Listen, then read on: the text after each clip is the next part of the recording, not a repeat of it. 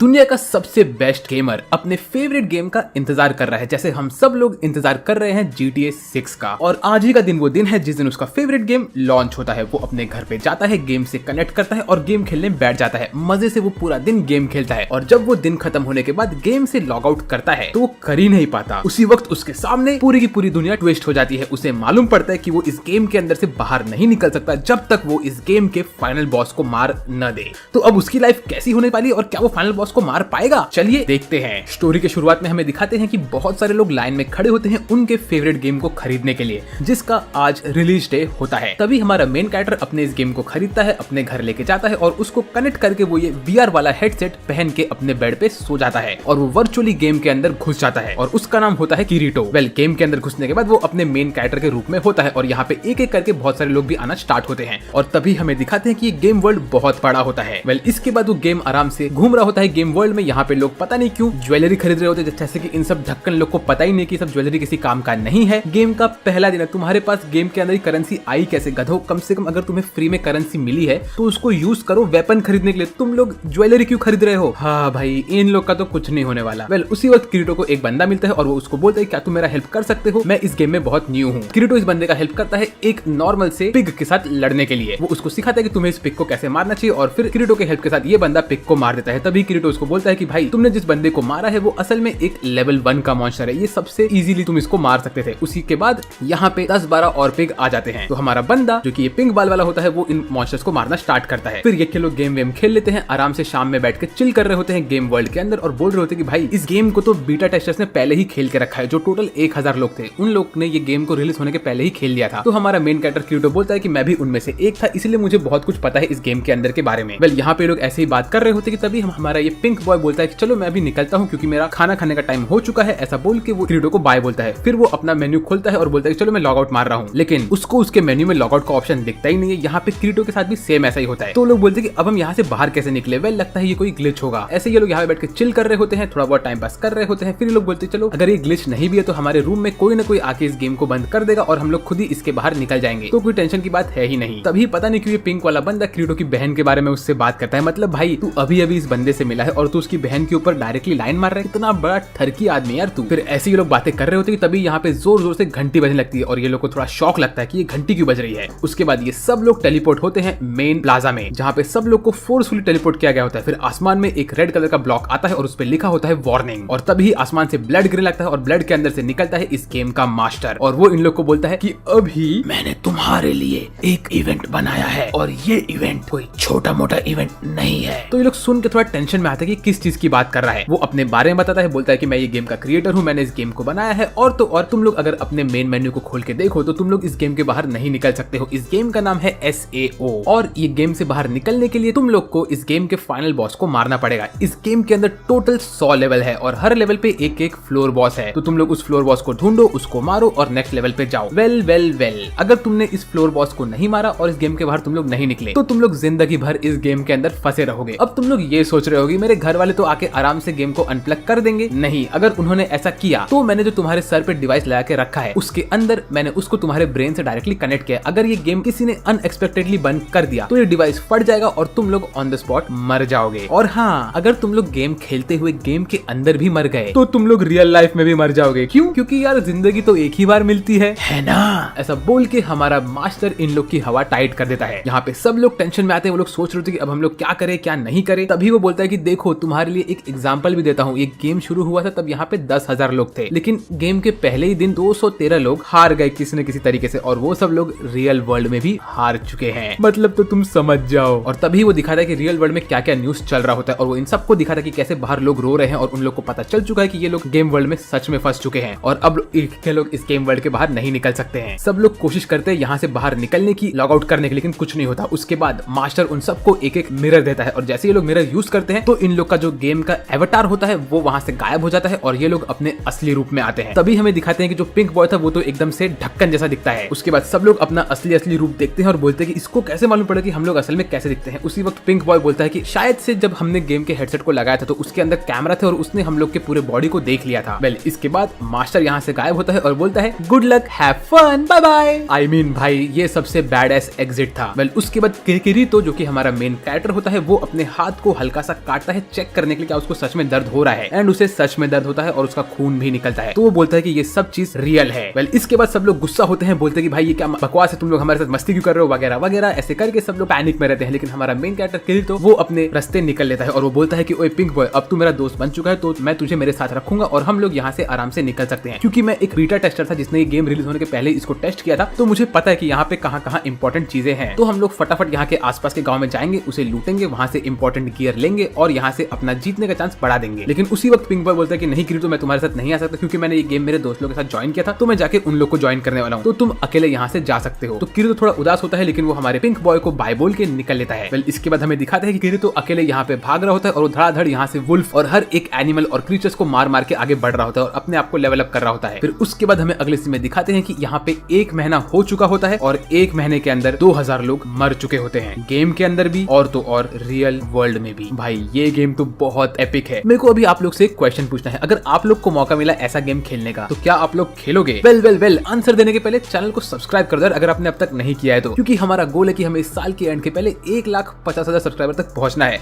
और जिस तरह से हमारा ग्रोथ हो रहा है आप सबके हेल्प की वजह से, मुझे लगता है कि ये गोल तो बहुत आसानी से कंप्लीट हो जाएगा। तो मैं इस गोल को जरा अपडेट करता हूँ। अब हमारा गोल ये है कि हमें साल के एंड के पहले 1,75,000 सब्सक्राइबर्स तक पहुंचना है। तो कर दो सब्सक्राइब, गोल को कंप्लीट करो एंड आपका सब्सक्राइब भाई आपके लिए बहुत सारे एनिमे लाता रहेगा। और इस वीडियो का लाइक गोल है 1075 लाइक्स। बहुत सिंपल लाइक गोल है, मुझे पता है कि आप लोग इस लाइक गोल को 1 से 2 घंटे के अंदर ही क्रश कर दोगे। तो लाइक को क्रश करो और अब बढ़ते हैं हमारे वीडियो की तरफ। फिर हमें अगले सीन में दिखाते हैं कि 1 महीने के बाद सब लोग मिलके कहीं एक जगह पे जा रहे होते हैं। ये लोग एक सेंट्रल एरिया में जाके वहाँ पे एक मीटिंग कर रहे होते हैं जिसको होस्ट कर रहा होता है हमारा ये लंबे बाल वाला ब्लू बॉय। इस बंदे को देख के ही मुझे ऐसा लग रहा है कि ये बंदा 2 एपिसोड से ज्यादा टिकने नहीं वाला है, क्योंकि इसको देख के लग रहा है कि भाई ये 1 नंबर का एनपीसी है। वेल ठीक है, ये बंदा यहाँ पे इन सबको बोलता है कि गाइस मेरी बात सुनो, मैं तुम लोग को आज लीड करने वाला हूँ। हमारा प्लान है कि हम लोग इस लेवल 1 के बॉस को मारने वाले हैं। हम लोगों ने बहुत टाइम लगाया और उसके बाद हमें इसका फ्लोर बॉस का रूम मिल चुका है। तो आज हम लोग एक ऑल आउट असॉल्ट करेंगे और इस लेवल के फ्लोर बॉस को मार के आगे वाले लेवल पे जाएंगे। ऐसे ही यहाँ पे लंबा चौड़ा भाषण देता है और इसको लगता है कि ये अटैक ऑन टाइटन का अरविंद स्मिथ है। यहाँ पे हमारा किरीतो खुद बैठा होता है। यहाँ पे ये बोलता है कि यहाँ पे हम लोग 6 पार्टी बनाएंगे और हर पार्टी में कम से कम 6 लोग रहेंगे। अगर आपके पास 2 लोग भी नहीं है पार्टी में तो भाई आप हमारे साथ इसमें नहीं आ सकते हो। तभी किरीतो देखता है कि इसके आसपास के लोग फटाफट पार्टी बनाते हैं और वो अकेला छूट जाता है। तो वो देखता है कि उसके बगल में एक लड़की बैठी होती है जिसने अपने ऊपर एक हुड पहन के रखा होता है। तो हमारा हीरो मौके पे चौका मारता है और उसके पास स्लाइड करके जाता है फटाक से और उसको बोलता है ओए तू भी अकेली छूट गई, चल तू और मैं फिर पार्टी बना लेते हैं। तो फिर वो लड़की बोलती है ठीक है हम लोग पार्टी बनाते हैं। और तब किरीतो को मालूम पड़ता है कि इस बंदी का नाम होता है आसुना। लेकिन उसी वक्त यहाँ पे एक स्पाइकी बॉय आता है और ये बोलता है कि ओए मेरा नाम है स्पाइकी बॉय और मैंने सुना है कि तुम लोग को फ्लोर बॉस के बारे में मालूम पड़ चुका है। लेकिन यहाँ पे बहुत सारे बीटा टेस्टर्स लोग हैं जिन लोगों ने पहले ही इस फ्लोर बॉस को मारा है और उन लोगों ने लेवल 20 तक तो क्लियर कर लिया था पहले ही बीटा वाले टाइम में जब गेम रिलीज नहीं हुआ था। तो उन लोग को हर चीज पता है। तो वो लोग हम लोग के साथ कोई भी इन्फॉर्मेशन शेयर क्यों नहीं कर रहे हैं? मैं यहाँ पे बगावत करने के लिए आया हूँ। मैं बोलता हूँ कि हम लोग यहाँ पे लड़ेंगे उन लोग से पहले और उनको बोलेंगे कि उन लोग को हमें इन्फॉर्मेशन शेयर करना चाहिए। ऐसे बोल के यहाँ पे बस टाइम पास करता है और कुछ नहीं। तो ब्लू बॉय बोलता है कि भाई स्पाइकी बॉय तू ढक्कन है और तू चुपचाप यहाँ से निकल दे, तेरी बात कोई नहीं सुनने वाला। लेकिन उसी वक्त हमारा जो किरीतो होता है उसको बहुत टेंशन हो रहा होता है। तो इन सबको बचाता है हमारा ये टकला आदमी। ये आदमी यहाँ पे आता है और बोलता है शाना बनता है शांत हो जा। जैसे ही वो ऐसे बोलता है तो भाई हमारा ये स्पाइकी बॉय तो टकले आदमी को देख के ही टेंशन में आता है। इसको लगता है कि इसके पास बाल है तो ये टकले आदमी के आगे शाना बन सकता है, लेकिन नहीं, उसका हाइट और बॉडी देख के ये भाई तो शांत हो जाते हैं। तभी टकला आदमी बोलता है कि इसमें तुम्हारी गलती है। हम लोग को स्टार्टिंग में ही एक बुक मिली थी जिसके अंदर हर एक इन्फॉर्मेशन लिखा हुआ था। तुमने वो इन्फॉर्मेशन नहीं पढ़ा और अब तुम बीटा टेस्टर को गाली दे रहे हो, बोल रहे हो कि उनको सब पहले से ही पता था, तो इसमें गलती तुम्हारी है। वेल फिर इसके बाद वो स्पाइकी बॉय चुपचाप बैठ जाता है। हमारा ब्लू बॉय सबको ज्ञान देता है, बोलता है कि हम लोग जब जाएंगे बॉस के ऊपर अटैक करेंगे तो हमें ये भी पता है कि उसका वेपन क्या होने वाला है। उसका वेपन एक सिंगल तलवार होने वाला है। फिर हम उसको अटैक करेंगे, पार्टी में सब लोग रेडी हो जाओ वगैरह वगैरह। फिर हमें दिखाते हैं अगले सीन में कि रात के टाइम पे सब लोग रेडी हो रहे होते हैं। तो हमारा हीरो किरीतो आसुना के पास जाके बैठता है और उससे थोड़ा सा बातें करता है। बोलता है कि तुम ये सड़ा हुआ ब्रेड क्यों खा रही हो? तो वो बोलती तू तेरा काम करना चलना। तो फिर हमारा किरीतो उसको थोड़ा सा हनी देता है और बोलता है कि तुम ये हनी तुम्हारे ब्रेड पे लाए खा लो। तो इससे तो हमें ये बात कंफर्म हो गई कि भाई किरीतो जो है ना उसने रिमुरु से पक्का क्लासेस लिए हैं। ये भी इस बंदी को पटाने के लिए उसको हनी दे रहा है। वेल फिर उसके बाद जब आसुना वो हनी वाला ब्रेड खाती है तो वो बोलते हैं ये बहुत टेस्टी है। ऐसे ये लोग थोड़ी बहुत बातें करते हैं और वो कहती है कि मुझे इस गेम में नहीं मरना है, मैं चाहती हूँ कि हम लोग इस गेम को क्लियर करके निकल जाए। मीनवेल हमें अगले सीन में दिखाते हैं कि यहाँ पे सब लोग चल रहे होते हैं फॉरेस्ट के बीच में और तभी वो लोग बात करते हैं कैसे वो लोग पार्टी में स्विच वाला फंक्शन यूज करेंगे। अब स्विच फंक्शन क्या होता है? ये ऐसा होता है जब एक प्लेयर लड़ रहा रहा है किसी से तो वो उस वक्त अकेला लड़ रहा होता है। जैसे ही वो स्विच करेगा तो उसका प्लेस दूसरे प्लेयर से चेंज हो जाएगा और दूसरा प्लेयर उसकी जगह पे आके लड़ेगा। फिर सब लोग बॉस रूम के पास पहुंचते हैं। हमारा ब्लू बॉय इनको एक और स्पीच देता है और वो डोर खोल के अंदर घुसता है। जैसे ही वो अंदर घुसता है वैसे ही हमें दिखाते हैं कि यहाँ का जो बॉस होता है वो होता है बड़ा सा रेड कलर का मॉन्स्टर और इसका नाम होता है इल्फैंग द कोबोल्ड लॉर्ड। ये यहाँ पे रेडी होता है अपने वेपन के साथ और यहाँ पे अपने चंगू मंगू को भी बाहर निकालता है और ये हमला स्टार्ट कर होता है इसके ऊपर। हमारे हीरोज अटैक करते हैं, वो चंगू मंगू को मारते हैं। सब लोग यहाँ पे लड़ रहे होते हैं, स्क्वाड ए, स्क्वाड बी, स्क्वाड सी, ऐसे करके सारे के सारे स्क्वाड लड़ रहे होते हैं। यहाँ पे हमारा आसुना और किरितो दोनों ही मिलकर लड़ रहे होते हैं और किरितो थोड़ा सा शॉक होता है आसुना के स्पीड को देख के। वो बोलते चलो ये बंदी अच्छी है। मीनवाइल यहाँ पे बॉस भी इन लोग के ऊपर अटैक कर रहा होता है। तभी बॉस गुस्सा होता है और वो अपने वेपन को और अपने शील्ड को फेंक के खुद को पावर अप करता है। लेकिन उसी वक्त हमारा ब्लू बॉय भाग के जाता है बॉस के ऊपर अटैक करने के लिए। लेकिन इस वक्त ये बॉस तलवार के जगह एक बड़ा सा डबल साइडेड स्वॉर्ड को बाहर निकालता है, जो देख के किरितो थोड़ा शॉक में आता है। वो बोलता है कि अरे बीटा के टाइम पे तो इसके पास तलवार नहीं था। और उसी वक्त बॉस एक अलग सा अटैक करता है और एक सिंगल अटैक में ब्लू बॉय को मार देता है। मुझे लगा कि ब्लू बॉय कम से कम 2 या 3 एपिसोड तक टिकेगा, लेकिन ये बंदा 2 मिनट भी नहीं टिका। भाई तू तो मैगी पकने के पहले ही टपक गया भाई, क्या है ये सब। फिर भाई ये रेड मॉन्स्टर धड़ाधड़ हर जगह अटैक करता है, चिल्लाता है और तभी किरितो भाग के आता है ब्लू बॉय को पोशन देने के लिए। लेकिन ब्लू बॉय बोलता है नहीं, मैं खत्म हो रहा हूँ तो तुम ये पोशन मेरे ऊपर वेस्ट मत करो। भाई वो तेरी हेल्प कर रहा है, उसकी हेल्प ले ले, तू जी जाएगा। लेकिन नहीं, तुझे तो शाना बनना है। फिर उसके बाद किरितो के आंखों के सामने ब्लू बॉय मर जाता है। तो किरितो गुस्से में आता है, वो अपना स्वॉर्ड बाहर निकालता है और वो आसुना के हेल्प के साथ आगे बढ़ता है इस रेड मॉन्स्टर के ऊपर अटैक करने के लिए। ये दोनों निकलते हैं और अकेले ही रेड मॉन्स्टर लड़ रहे होते हैं, उसको स्वॉर्ड बाय स्वॉर्ड मार रहे होते हैं, किरितो आसुना दोनों ही। तभी आसुना का हुड फट जाता है और किरितो को दिखता है कि आसुना बहुत ब्यूटीफुल होती है। तो किरितो बोलता है वाओ ये तो बहुत ब्यूटीफुल है। उसके बाद भाई किरितो उसके प्यार में पागल हो जाता है। मीनवाइल दोनों मिलके इससे लड़ रहे होते हैं, धड़ाधड़ इस पे हमला कर रहे होते हैं। लेकिन तभी ये रेड बॉय हमारे किरितो के ऊपर हमला करता है और उसका एचपी कम होने लगता है। फिर उसके बाद हमारा रेड बॉय फाइनल ब्लो मारने वाला होता है किरितो और आसुना के ऊपर। लेकिन उसी वक्त आता है हमारा ये टकला आदमी। इस बंदे के लिए बहुत रिस्पेक्ट बढ़ चुका है मेरे दिल में। ये वहां पे आके बॉस के अटैक को डिफ्लेक्ट करता है और बोलता है तुम लोग फटाफट रेडी हो जाओ। सब लोग मिलकर बॉस के ऊपर हमला करते हैं। फिर किरितो निकलता है और वो सोलो फाइट करने लगता है बॉस के साथ। लेकिन तभी आसुना आती है और वो भी किरितो को ज्वाइन करती है। उसके बाद किरितो एक सिंगल अटैक में बॉस को काट के मार देता है और इसी के साथ बॉस खत्म होता है और सब लोगों को कांग्रेचुलेशंस वाला मैसेज आता है। तभी किरितो को एक स्पेशल आइटम मिलता है जो कि होता है the coat of the midnight, क्योंकि उसने फाइनल अटैक मारा होता है बॉस के ऊपर। तो सब लोग किरितो को चीयर करते हैं और बोलते हैं तुमने बहुत अच्छा काम किया। मीनवाइल यहाँ पे हमारा स्पाइकी बॉय बोलता है कि अब तो मुझे पता चल चुका है कि किरितो नाम का बंदा डेफिनेटली एक बीटा टेस्टर था, क्योंकि इसको पता था कि बॉस क्या अटैक करने वाला है क्या नहीं। तो इसने ये सब इन्फॉर्मेशन हमसे छुपा के रखा। चल किरितो चल, तू इसका भी जवाब दे। तो किरितो गुस्से में खड़ा होता है, बोलता है कि बस तुम्हें जो करना है करो, मैं तुम सबसे स्ट्रांग हूँ। अगर तुम लोग को मुझसे फाइट करना है तो आ जाओ, मुझसे फाइट कर लो। भले ही मैं एक बीटा टेस्टर था, लेकिन मैंने भी हर चीज फाइट कर करके ही सीखी है। अगर तुम लोग को मेरा साथ देना तो तुम दे सकते हो, वरना मैं अकेले निकल रहा हूँ और मैं तुम लोग से स्ट्रांग हूँ। ऐसा बोल के वो यहाँ से निकल लेता है। लेकिन निकलने के पहले वो अपना कोट पहनता है और जा रहा होता है। तभी आसुना उसके पास आती है और बोलती है कि तुम्हें मेरा नाम कैसे पता चला। तो वो बोलता है कि मैंने तुम्हारा नाम तब देखा जब तुमने मेरी पार्टी ज्वाइन की थी। तो फिर ये सुन के आसुना हंसती है और वो उसको बोलती है किरितो तुम मेरे साथ गिल्ड को ज्वाइन कर लो। तो किरितो बोलता है नहीं। ऐसा बोल के वो आसुना को अपने पार्टी से निकालता है और एक सिग्मा मेल की तरह यहाँ से चुपचाप निकल लेता है। तो अब तक मुझे लगा ये बंदा एक सिम्प है, लेकिन नहीं, इसने आसुना के साथ पार्टी तोड़ दिया। फिर हमें अगले सीन में दिखाते हैं कि कुछ टाइम और बीत जाता है। तब किरितो एक कैफे में बैठ के खाना खा रहा होता है। वहाँ पे बहुत सारे लोग उसके आसपास आते हैं और वो लोग किरितो से कहते हैं कि किरितो हमने तुम्हारे बारे में बहुत कुछ सुना है और आज हमने तुम्हें फाइट करते हुए भी देखा था, तो क्या तुम हम लोग के साथ पार्टी ज्वाइन करोगे? हम सब लोग लेवल 15 से लेके 20 के बीच में, तुम्हारा लेवल क्या है? तो हमारा किरितो झूठ बोलता है और बोलता है कि उसका लेवल भी 20 है। असल में उसका लेवल 40 के ऊपर होता है। और वो फिर देखता है कि जब ये लोग को पार्टी ज्वाइन करना है तो वो इन लोग के साथ पार्टी ज्वाइन कर लेता है। लेकिन इस वक्त किरितो ने पार्टी क्यों ज्वाइन किया? वो बंदा तो बोलता है कि उसे हमेशा सोलो खेलना है। क्या उसे आसुना पसंद नहीं है? मुझे नहीं पता। वेल इसके बाद हमें अगले सीन में दिखाते हैं किरितो इनके साथ पार्टी ज्वाइन करने के बाद एक मिशन पे जाता है, जहाँ पे एक ग्रीन कलर का ग्रासहॉपर इनके ऊपर अटैक कर रहा होता है। तो किरितो यहाँ पे आके उस ग्रासहॉपर का हाथ काटता है और सबको सिखाता है कि वो लोग इसको कैसे मारे। और यहाँ पे किरितो सब लोग की हेल्प कर रहा होता है लेवल अप करने में। फिर वो ऐसे ही अपने स्क्वाड के कैप्टन के साथ बैठा होता है, बातें कर रहा होता है और बोल रहा होता है कि तुम लोग एक्सपीरियंस कैसे शेयर करते हो। तो वो बोलता है कि जितना भी हमें एक्सपीरियंस मिलता है हम वो सबको इक्वली बांट देते हैं ताकि सब लोग का लेवल एक साथ बढ़ता रहे। तो सब लोग वहाँ पे आते हैं, बोलते हैं कैप्टन तुम बहुत कूल हो वगैरह वगैरह। और किरितो बहुत खुश रहता है कि यहाँ पे पार्टी मेंबर सब लोग सही है। तभी हमें दिखाते हैं किरितो का असली लेवल 48 होता है और उसने इन लोग को बोला होता है कि उसका लेवल 20 है और उसका एचपी होता है 9560। भाई ये बंदा तो एक टैंक है यार। फिर हमें दिखाते हैं कि रात के टाइम पे उसका पार्टी का जो लीडर होता है वो बोलता है कि हम लोगों ने टोटल 2 लाख रुपए कमा लिए हैं और अब हम इसे यूज करने वाले हैं नया नया गियर खरीदने के लिए हमारी गर्ल के लिए। तो वो बोलते हैं कि नहीं मेरे लिए गियर मत खरीदो। वेल तभी हमें अगले सीन में दिखाते हैं किरितो रात में निकलता है ऐसी वॉक करने के लिए। तो उसे हमारा ये ढक्कन बॉय दिखता है जो कि उसके पार्टी मेंबर के साथ किसी से फाइट कर रहा होता है। तो ढक्कन बॉय किरितो को देख के भाग के जाता है उससे बात करने के लिए। लेकिन किरितो यहाँ पे टेंशन में होता है और बोलता है कि असल में मुझे ऐसा लग रहा है कि ये बंदा मुझसे बात नहीं करे क्योंकि मैंने इसकी पार्टी ज्वाइन नहीं की। तभी हमारा ढक्कन बॉय देखते हैं कि किरितो एक पार्टी में होता है। तो वो बोलता है तुम टेंशन मत लो, मुझे पता है कि टाइम के साथ सब लोग बदलते हैं। लेकिन किरितो एकदम से चुपचाप वहां से निकल लेता है। मीनवाइल हमारे हीरो किरितो को एक मैसेज आता है कि जो हमारी गर्ल होती है उनके पार्टी की, वो भाग गई होती है। उसका नाम होता है साची। साची कहीं भाग जाती है तो किरीतो भाग के जाता है और उसको ढूंढ के निकालता है कि वो एक गटर के पास बैठी होती है, क्योंकि किरीतो के पास लोगों को ढूंढने वाली पावर होती है। तो बोलते तुम यहाँ से भाग के क्यों गई? तो वो बोलती कि अरे मैं असल में लोगों के साथ नहीं बैठना चाहती, सबको लगता है कि मैं उन लोग को स्लो कर रही हूँ वगैरह वगैरह। ऐसी वो रोती रहती है, थोड़ा किरीतो का सेंटीमेंट्स पा रही होती है। तो किरीतो उसको बोलता है कि नहीं नहीं ऐसी बात नहीं है, तुम मरोगी नहीं, तुम टेंशन मत लो, जब तक मैं यहाँ पे हूँ तब तक मैं तुम लोग को बचा के रखूंगा। ना ना ना,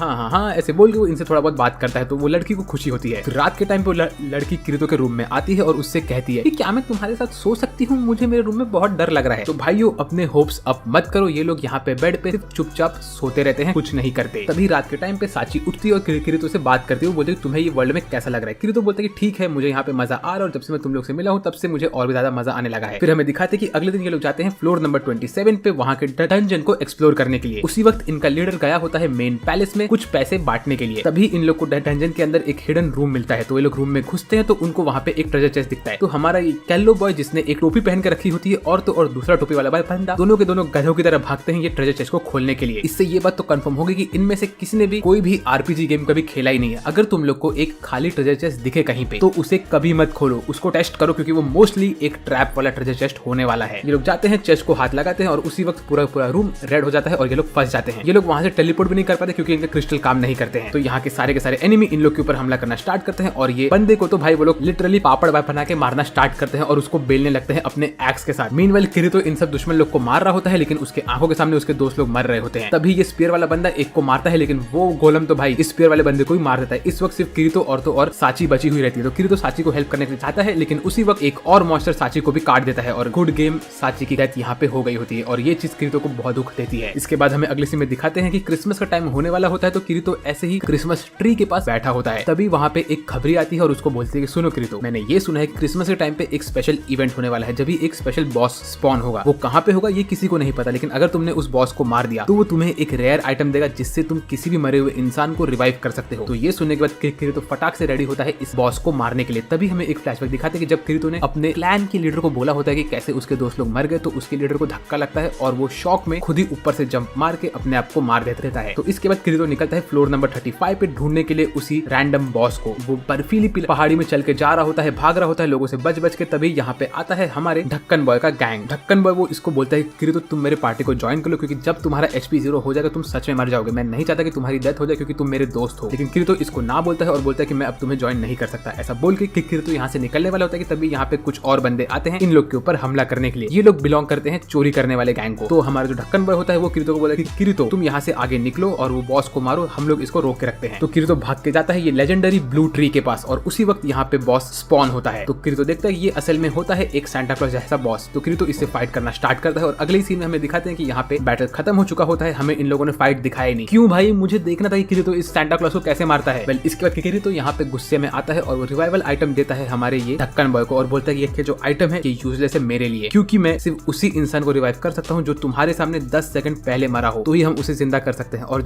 मुझे जिन लोग को जिंदा करना था वो लोग बहुत पहले मर चुके हैं। ऐसा बोल के किरीतो वहां से निकल लेता है। तभी हमारा ये ढक्कन बॉय किरीतो को पकड़ता है, बोलता है प्लीज मेरे भाई तुम खुद को मत मारो, मैं चाहता हूँ कि तुम एंड तक सर्वाइव करो, तुम ही मेरे एक दोस्त है इस गेम के अंदर। ऐसा बोल के वो रोता रहता है यहाँ पे। लेकिन फिर किरीतो अपने रूम में ऐसे ही बैठ के डिप्रेस होकर बैठा होता है कि तभी उसका मैसेजिंग टूल उठ जाता है और उसको एक मैसेज मिला होता है साची के पास से, वही बंदी जो अभी मर चुकी थी। और उसने उसको बोला था किरीतो जब तक तुम्हें ये मैसेज मिलेगा तब तक शायद मैं खत्म हो चुकी होंगी। वेल मैं तुम्हें बस ये बोलना चाहता हूँ कि जब से मैंने तुमसे दोस्ती की तब से मुझे तुम बहुत पसंद आ गए थे और तुम्हारे साथ टाइम स्पेंड करने में मुझे बहुत मजा आ रहा था और मुझे लग रहा है कि शायद से हम लोग यहाँ से बाहर निकल सकते हैं। लेकिन अब जब तुम्हें ये मैसेज मिल गया तो इसका ये मतलब है कि मैं खत्म हो चुकी हूँ। और मुझे पता था कि तुम लेवल 48 के थे, क्योंकि तब जब तुम उस रात को अपना लेवल चेक कर रहे थे तो मैं तुम्हारे को देख रही थी। वेल कोई टेंशन नहीं है, हमारे सारे के सारे टीममेट्स तुम्हारे साथ बहुत खुश थे। आई होप कि तुम एंड तक जी सको और हाँ मैं तुमसे बहुत प्यार करती हूँ। ऐसा बोल के वो हमारे किरीतो के लिए एक गाना गाती है। तो किरीतो उसके गाने सुन के रोने लगता है और बहुत उदास होता है। फिर हमें अगले सीन में दिखाते हैं कि यहाँ पे एक पार्टी के बीच में झगड़ा हो रहा होता है, जहाँ पे एक डबल चोटी वाली बंदी होती है और उसके ऊपर एक ब्लू कलर का ड्रैगन बैठा होता है। और जो इनके पार्टी की लीडर होती है रेड गर्ल, वो बहुत शानी बन रही होती है। वो इसको बोल रही होती है कि तुम्हारे पास एक हीलिंग करने वाला ड्रैगन है, तुम कितनी कमजोर हो वगैरह वगैरह। ऐसा करके ये लोग झगड़ा कर रहे होते हैं। तो हमारी जो ये चोटी वाली बंदी होती है वो इनसे झगड़ा करके इनकी पार्टी को तोड़ के निकल लेती है और बोलती है कि मुझे कोई और पार्टी आराम से ले लेगी। तभी हमें अगले समय दिखाते हैं कि कितनी गलत होती है। इसके ऊपर 3-4 गोरिल्ला बॉयज हमला करते हैं तो इसकी हालत बहुत खराब हो जाती है, इसका हेल्थ कम होने लगता है। और फिर वो गोरिल्ला बॉय इसके ऊपर जैसे फाइनल ब्लो मार रहा होता है तो इसका ब्लू वाला ड्रैगन बीच में आके खुद को सैक्रिफाइस कर देता है और ये बंदी को लगता है कि ये भी खत्म होने वाली है, क्योंकि इसके आंखों के सामने इसका ब्लू बॉय खत्म हो गया होता है। तो ये रोते हुए गोरिल्ला को देखती है और तभी इसके आंखों आपके सामने गोरिल्ला मर जाता है तो इसे लगता है कि शायद से इसके आंखों में कोई तो खतरनाक ताकत है, लेकिन ऐसा नहीं होता है। इनको मारा होता है हमारे डिप्रेस्ड किरीतो ने। तो ये छोटी वाली बंदी किरीतो के प्यार में पागल हो जाती है शायद से, लेकिन वो अपने ब्लू ड्रैगन को देख के रो रही होती है। तभी किरीतो उसको बोलता है कि तुम यहाँ पे अकेले क्या कर रही थी? तो वो बोलती है कि मैं बस अपने लिए नई पार्टी देख रही थी, लेकिन मेरा ब्लू ड्रैगन मर गया।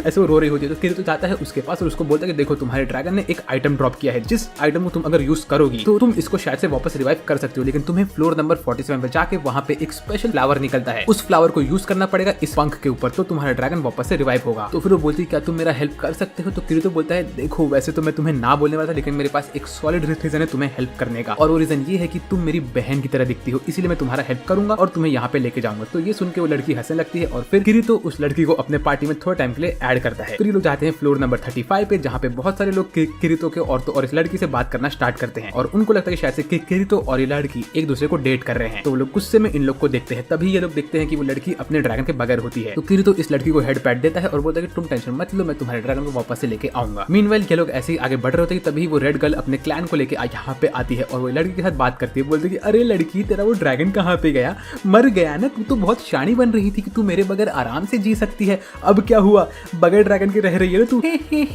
तभी किरीतो वहाँ पे आता है और बोलता है कि हाँ ये एरिया थोड़ा डिफिकल्ट है, इसीलिए इसका ड्रैगन शायद से मर गया है, लेकिन थोड़े टाइम के लिए मैं उसे ठीक करके वापस लेके आऊंगा। ऐसा बोल के किरीतो यहाँ से निकल लेता है। फिर वो किरीतो को बोलती है कि तुमने मेरे दोस्त के साथ ऐसे बात क्यों किया? तभी किरीतो उसको बोलता है कि मैंने उसका मार्कर देखा और उसके आसपास के जो भी लोग थे उन लोग के ऊपर ऑरेंज कलर का मार्कर था। इसका ये मतलब है कि उन लोगों ने डेफिनेटली इस गेम के अंदर नॉर्मल प्लेयर्स को मारा है। देखो जो लोग अच्छे होते हैं उनका मार्कर ग्रीन कलर का होता है, लेकिन जो लोगों ने नॉर्मल प्लेयर को मारा होता है वो लोग क्रिमिनल काउंट होते हैं और उन लोग का मार्कर ऑरेंज कलर का होता है। फिर उसके बाद आता है एक्सट्रीम क्रिमिनल, ये लोग सिर्फ नॉर्मल लोगों को मारते ही रहते हैं और इन लोग का मार्कर रेड कलर का होता है। तो मुझे समझ है कि वो जो तुम्हारी रेड गर्ल है वो असल में अच्छी लड़की नहीं है। फिर रात के टाइम पे ये लड़की अपने रूम में सो रही होती है कि तभी किरीतो वहाँ पे आता है उससे बात करने के लिए। तो ये लड़की अपने अंडरवेयर में होती है, तो फटाक से अपने कपड़े बदल के किरीतो को अपने रूम में लेती है और ये लोग बात करने बैठते हैं। फिर किरीतो उसको बोलता है कि अब हम लोग प्लान करें कि हम लोग फ्लोर नंबर 47 पे कैसे जाने वाले हैं। ऐसा बोल के वो वहाँ पे एक मैजिकल स्पीयर को ऑन करता है और वहाँ पे वो उसको फ्लोर 47 का लेआउट दिखाता है। तभी किरीतो को लगता है कि उनकी बात कोई सुन रहा है, तो डोर खोल के चेक करता है तो उसे वहाँ पे कोई नहीं दिखता। उसके बाद ये लोग इनका प्लानिंग करते हैं और अगले ही सीन में ये लोग फ्लोर 47 पे पहुंच चुके होते हैं, जहाँ पे हर जगह फ्लावर्स ही फ्लावर्स होते हैं, हर एक इंसान बहुत खुश होता है। तभी हमारी ये छोटी वाली बंदी देखती कि यहाँ पे बहुत सारे कपल्स होते हैं, तो उनको देख के वो शर्माती है और वो एक पल के लिए सोचती है शायद से मैं और किरीतो भी एक कपल की तरह यहाँ पे दिख रहे होंगे। लेकिन किरीतो इसको लेकर यहाँ से निकलता है और बोलता है कि देखो अब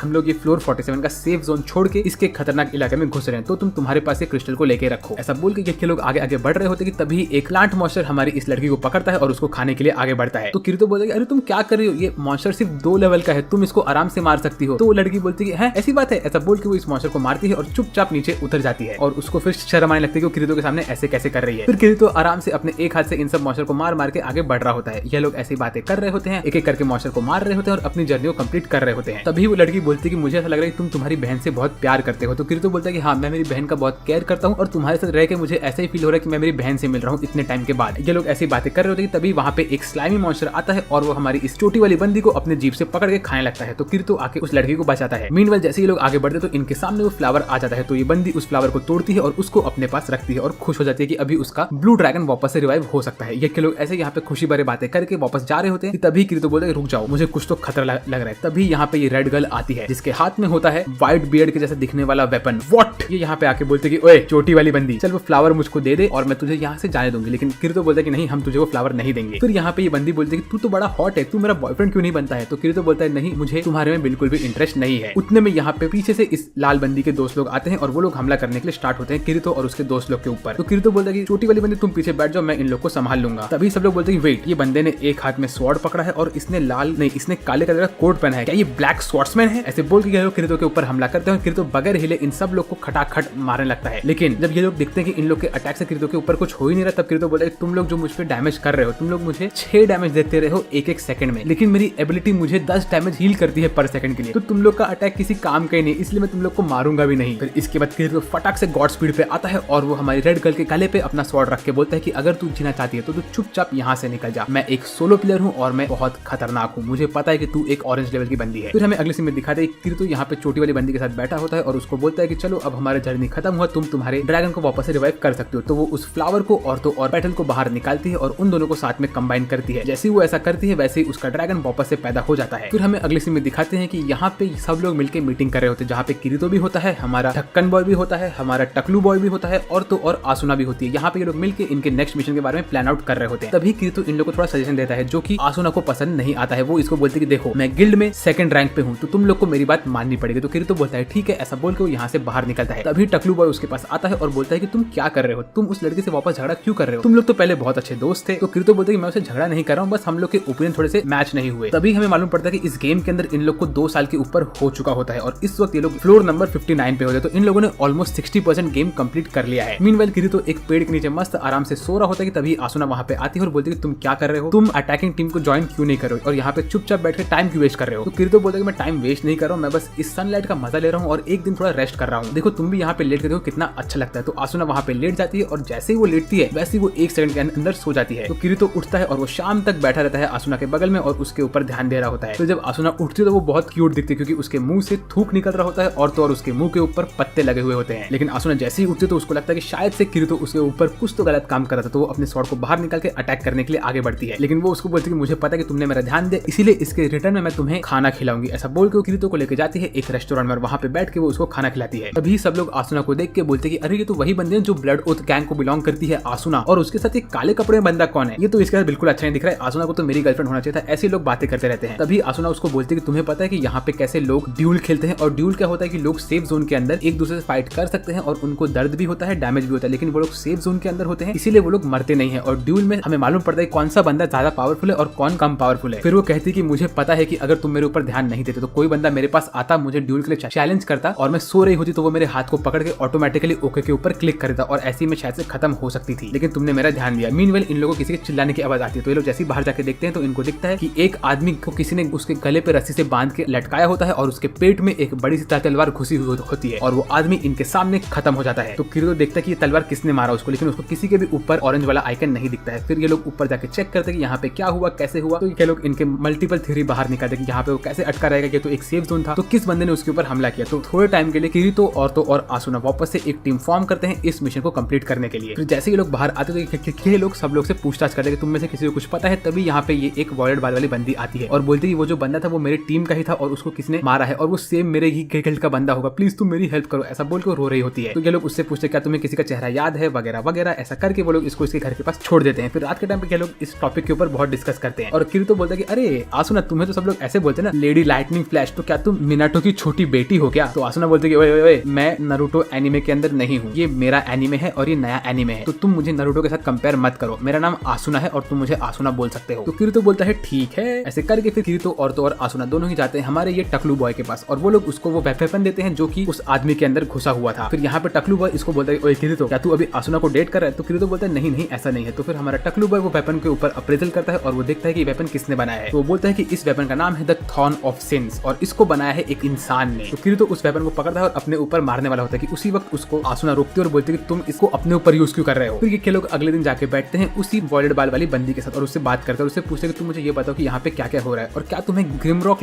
नाम का एक बंदा पता है। तो वो बोलती है कि हाँ वो तो हमारे क्लैन का लीडर था, तुम उसके बारे में बात क्यों करो। तो वो बोलता है कि देखो उस बंदे को जिस वेपन से मारा गया है वो वेपन ग्रिमलॉक ने बनाया है। तो ये सुन के हमारी वॉयलेट गर्ल बोलती है कि है ऐसा कैसे हो सकता है, तो क्या ग्रिमलॉक ने उसको मारा है। तब वो इन लोग को स्टोरी बताती है अपने क्लैन का, बोलती है कि हम लोगों ने 6 महीने पहले एक इवेंट में पार्ट लिया था, हमारे गिल्ड का नाम था गोल्डन एप्पल। उस इवेंट में जाके हम लोगों ने जब फाइनल बॉस को मारा तो उसने एक रिंग ड्रॉप किया जो रिंग तुम्हारे लेवल को 20 लेवल से बूस्ट कर सकता है। तो हम लोग के क्लैन का ये पॉलिसी था कि हम लोग को जो भी लूट मिलेगा वो हम लोग सब में इक्वली डिस्ट्रीब्यूट कर देंगे। तो हम हमारे क्लैन ने ये सोचा कि हम लोग उस रिंग को बेच देंगे, क्या तो उस रिंग को हम लोग एक एक करके सबको देते रहेंगे ताकि सब लोग उसको यूज कर सके। लेकिन इस टॉपिक के ऊपर हमारी टीम में थोड़ी सी अनबन हो गई। कुछ लोग बोल रहे थे कि उनको उस रिंग को बेचना है और उसका पैसा एक दूसरे में बांट लेना है, तो कुछ लोग बोल रहे कि नहीं हम लोग इस रिंग को एक एक करके यूज करेंगे। फिर इन दी एंड ये डिसाइड हुआ कि हम लोग उस रिंग को बेचने वाले हैं। तो वो रिंग को लेके गई हमारे गिल्ड का जो कैप्टन था वो और उसकी वाइफ, ये दोनों लोग हमेशा से खुश रहते थे। तो जो हमारे कैप्टन की वाइफ थी वो उस रिंग को लेके गई बेचने के लिए। हमारा कैप्टन हमेशा अपनी वाइफ से बात करता था, उसके साथ खुश रहता था और वो हमेशा अपना टाइम उसी के साथ स्पेंड करता था। वो दोनों असल में हस्बैंड और वाइफ थे गेम के अंदर और शायद रियल लाइफ में भी। लेकिन जिस दिन हमारी कैप्टन की वाइफ उस रिंग को बेचने के लिए गई उस दिन वो वापस कभी आई ही नहीं और हमें मालूम पड़ा कि हमारे कैप्टन की जो वाइफ थी उसकी डेथ हो गई थी, किसी ने उसे मार दिया था और उस बंदे ने जाके उस रिंग को चोरी करके बेचा था। तब से हम लोग को पता नहीं कि क्या हुआ और हमारा गैंग टूट गया। इसके बाद ये आसुना और किरीतो यहाँ से बाहर निकलते और वो लोग सोच रहे होते कि अगर किसी बंदे ने उस बंदी की वाइफ को मारा है तो इसका ये मतलब है कि उसको रिंग खुद खुद के लिए चाहिए था और हमारे रूल्स के हिसाब से वो बंदे के ऊपर रेड कलर का मार्कर आना चाहिए, लेकिन हमें कुछ दिख ही नहीं रहा है। और तो और सेफ जोन के अंदर वो आर्मर वाले बंदे की डेथ हुई कैसे? तभी ये लोग बात करते कि इनका एक और दोस्त है जो इन लोग के साथ इनके क्लैन में था और वो इस वक्त जिंदा है। तो हमें अगले सीन में दिखाते हैं कि हमारी पर्पल गर्ल इस नए बंदे को यहाँ पे लेके आती है और उससे बात कर रही होती है। यहाँ पे इसकी बात सुन के शौक में आता है कि जो इनका पहले वाला आर्मर का दोस्त था वो ग्रिमलॉक के वेपन से मर गया है। यहाँ पे लोग ऐसी बातें कर रहे होते और टेंशन में होते हैं। तभी इसको लगता है कि शायद से ग्रिमलॉक की जो वाइफ थी वो यहाँ पे वापस से आ चुकी है और वो इन लोग को एक एक करके मार रही है क्योंकि इन लोग में से किसी ने उसकी रिंग को चोरी किया था। फिर हमारा ये न्यू आर्मर बॉय एकदम से टेंशन में आता है, बोलता है कि मैं क्या करूँ, उसकी आत्मा के मेरे को भी मारेगी वगैरह वगैरह। तभी हमारी ये पर्पल गर्ल खड़ी होती है और ये टेंशन में पागल हो रही होती है, बोल रही थी ये सब क्या हो रहा है, क्या हमारे कैप्टन की वाइफ की आत्मा हम लोग को मारने के लिए आ रही है? ऐसा बोल के वो खिड़की के पास बैठती है और अचानक से उसी वक्त उसको भी कोई चाकू मारता है और हमारी ये वॉयलेट गर्ल भी ऑन द स्पॉट मरने लगती है और वो नीचे गिर के खत्म हो जाती है। फिर हमें अगले सीन में दिखाते हैं कि ये वॉयलेट बाल वाली बंदी अपने खिड़की से नीचे गिरती है और वहीं पे उसकी बॉडी खत्म हो जाती है। तो हमारा किरीतो खिड़की के बाहर देखता है तो उसे वहां पे एक इंसान दिखता है जो कि किसी बिल्डिंग के ऊपर खड़ा होकर इन सबको देख रहा होता है। तो किरीतो उसका पीछा करता है और वो अभी भी कंफ्यूज रहता है कि ये सेफ जोन के अंदर कैसे मर गई। लेकिन उसी वक्त जोर से घंटी बजती है और वो लड़की वहां से गायब हो जाती है। इसके बाद किरीतो वापस से आसुना से मिलता है और उन लोग के साथ होता है ये न्यू आर्मर बॉय जो कि एकदम से टेंशन में होता है। वो बोलता है कि डेफिनेटली ग्रिमलॉक की वाइफ की आत्मा है, क्योंकि अगर हम लोग सेफ जोन के अंदर मर रहे हैं तो इसके अलावा मेरे पास और कोई एक्सप्लेनेशन नहीं है। इसके बाद हमारे हीरोज बैठते हैं और सोच रहे होते हैं ये सब हो कैसे रहा है। तभी आसुना किरीतो को एक बर्गर देती है और बोलती है कि तुम ये खा लो वरना ये अभी खत्म होने वाला है, इसकी ड्यूरेबिलिटी खत्म हो रही है। तो हमारा किरीतो बर्गर खोलता है, एक बाइट खाता है और बोलता है वाह क्या टेस्टी बर्गर। लेकिन उसके कुछ समय बाद उसके हाथ से वो बर्गर गिरता है और वहीं पे डिस्ट्रॉय हो जाता है। तभी उसे कोई चीज समझ में आती है और वो बोलता है कि आसुना मुझे समझ में आ गया कि ये सब कैसे हो रहा है। उसी वक्त हमें अगले सीन पे दिखाते हैं कि हमारा ये न्यू आर्मर बॉय गया होता है एक नए फ्लोर पे जहाँ पे हर जगह पे पेड़ ही पेड़ होते हैं और वहाँ बैठ के वो हमारी ग्रिमलॉक की वाइफ की आत्मा के सामने माफी मांग रहा होता है। लेकिन तभी उसके सामने एक और बंदा आता है और माफी मांगते मांगते वो वहाँ पे बोल देता है कि मैंने कभी एक्सपेक्ट नहीं किया था कि ऐसा कुछ होगा। और जो न्यू आदमी वहाँ पे आता है वो बोलता है अच्छा तो तुम एक्सेप्ट कर रहे हो कि तुमने ही ये सब किया है ना। और फिर जब वो अपने सामने देखता है तो उसके सामने जो होता है उसके हाथ में सेम वही तलवार होती है जो हमारे ग्रिमलॉक वाले बंदे ने पहले वाले आर्मर बॉय को मारा होता है। और दो लोग इसके सामने खड़े होकर बोलते हैं अब तू सब सच सच हमको बता। तो ये उनको बोलता है कि असल में मुझे किसी ने ऑर्डर दिया था कि मैं जाऊं और ग्रिमलॉक की वाइफ को बीच ट्रेड में मार दूं और मैंने ऐसा ही किया। मुझे इस वक्त नहीं पता कि मुझे वो ऑर्डर किसने दिया था, लेकिन किसी ने तो मुझे वो ऑर्डर दिया था। उसी वक्त हमें मालूम पड़ता है ये जो दो लोग इसके सामने खड़े होते हैं वो होते हैं हमारे वॉयलेट गर्ल और तो और पुराना वाला आर्मर बॉय। ये लोग असल में मरे नहीं होते हैं। तो इनको देख के हमारे ये बंदा शॉक में आता है। तभी हमें यहाँ पे किरीतो बोलता है कि देखो वो दोनों लोग डेफिनेटली नहीं मरे हुए हैं। इसका रीजन ये है कि जैसे इस वक्त तुमने मुझे सैंडविच दिया था और तुमने कहा कि कुछ टाइम में उसका ड्यूरेबिलिटी खत्म होने वाला है, इसका ये मतलब कि उस टाइम के बाद वो खत्म हो जाएगा। लेकिन उसी तरह मुझे लग रहा है कि जब इन लोग के ऊपर हमला हुआ था तो इन लोगों ने खुद ही खुद को उस वेपन से मारा था और वो लोग अपने आर्मर का ड्यूरेबिलिटी खत्म कर रहे थे। तो जिस वक्त उनका आर्मर टूटा और आर्मर टूटना और इंसान के मरने का एनिमेशन इस एनिमे के अंदर सेम है, तो वो लोगों ने उस एनिमेशन का फायदा उठाया और वहां पे उन लोगों ने टेलीपोर्ट वाला क्रिस्टल को यूज कर लिया, जिस वजह से हमको ऐसा लगा कि वो लोग मर गए, लेकिन असल में सिर्फ उनका आर्मर टूट गया था और वो लोग वहां से टेलीपोर्ट हो गए थे। तो ये सुन के आसुना बोलते हैं कि हाँ तुम बात तो सही कह रहे हो। वो बोलता है कि देखो जब वो वॉयलेट गर्ल को भी चाकू लगा तभी भी उसने हमें पूरा टाइम उसकी पीठ दिखाया ही नहीं, उसने चाकू लगने के बाद हमें उसकी पीठ दिखाई। इसका ये मतलब है कि उसे चाकू पहले से ही लग चुका था और वो सिर्फ बैठी थी उसके आर्मर का ड्यूरेबिलिटी खत्म होने के लिए। और मे भी ये इन लोग का चाल था कि ताकि ये लोग फ्लोर नंबर 19 जहाँ पे सबका ग्रेव होता है वहां जाके हमारे न्यू आर्मर बॉय को पकड़ के रखें। तो हमें जाके देखना चाहिए वहां पे क्या हो रहा है। उसी वक्त हमें दिखाते हैं यहाँ पे इन दोनों ने मिलकर न्यू आर्मर बॉय की सारी बातों को रिकॉर्ड कर लिया होता है। लेकिन तभी न्यू आर्मर बॉय को एक और फटका लगता है और ये किसने मारा होता है ये किसी को नहीं पता है ना। नहीं, ये इसको मारा होता है यहाँ पे आए हुए इन 3-4 नए गुंडों ने। और ये गुंडे हमारे तीनों के तीनों लोगों को घेर के रख लेते हैं और ये गुंडे बोलते हैं कि हम लोग अब तुम्हें खत्म करने वाले हैं। ऐसा बोल के लोग यहाँ पे थोड़ा गाना वाना गाते हैं और बोलते हैं हमें जिसने भेजा है हम तुम्हें उसका नाम नहीं बता सकते। ऐसा बोल के लोग अटैक करने वाले होते हैं कि उसी वक्त वहाँ पे एक घोड़ा आता है जिसके ऊपर बैठा होता है किरीतो। तो किरीतो घोड़े से उतर नहीं पाता और वो गिर जाता है अपने पीछे। फिर वो खड़ा होता है सुपर हीरो की तरह और चल के आगे आता है। उसे लगता है कि अब वो इन लोग को मार देगा। ऐसा बोल के वो अपना स्वॉर्ड बाहर निकालता है और वो अपने डिप्रेस वाले मुंह में खड़ा रहता है।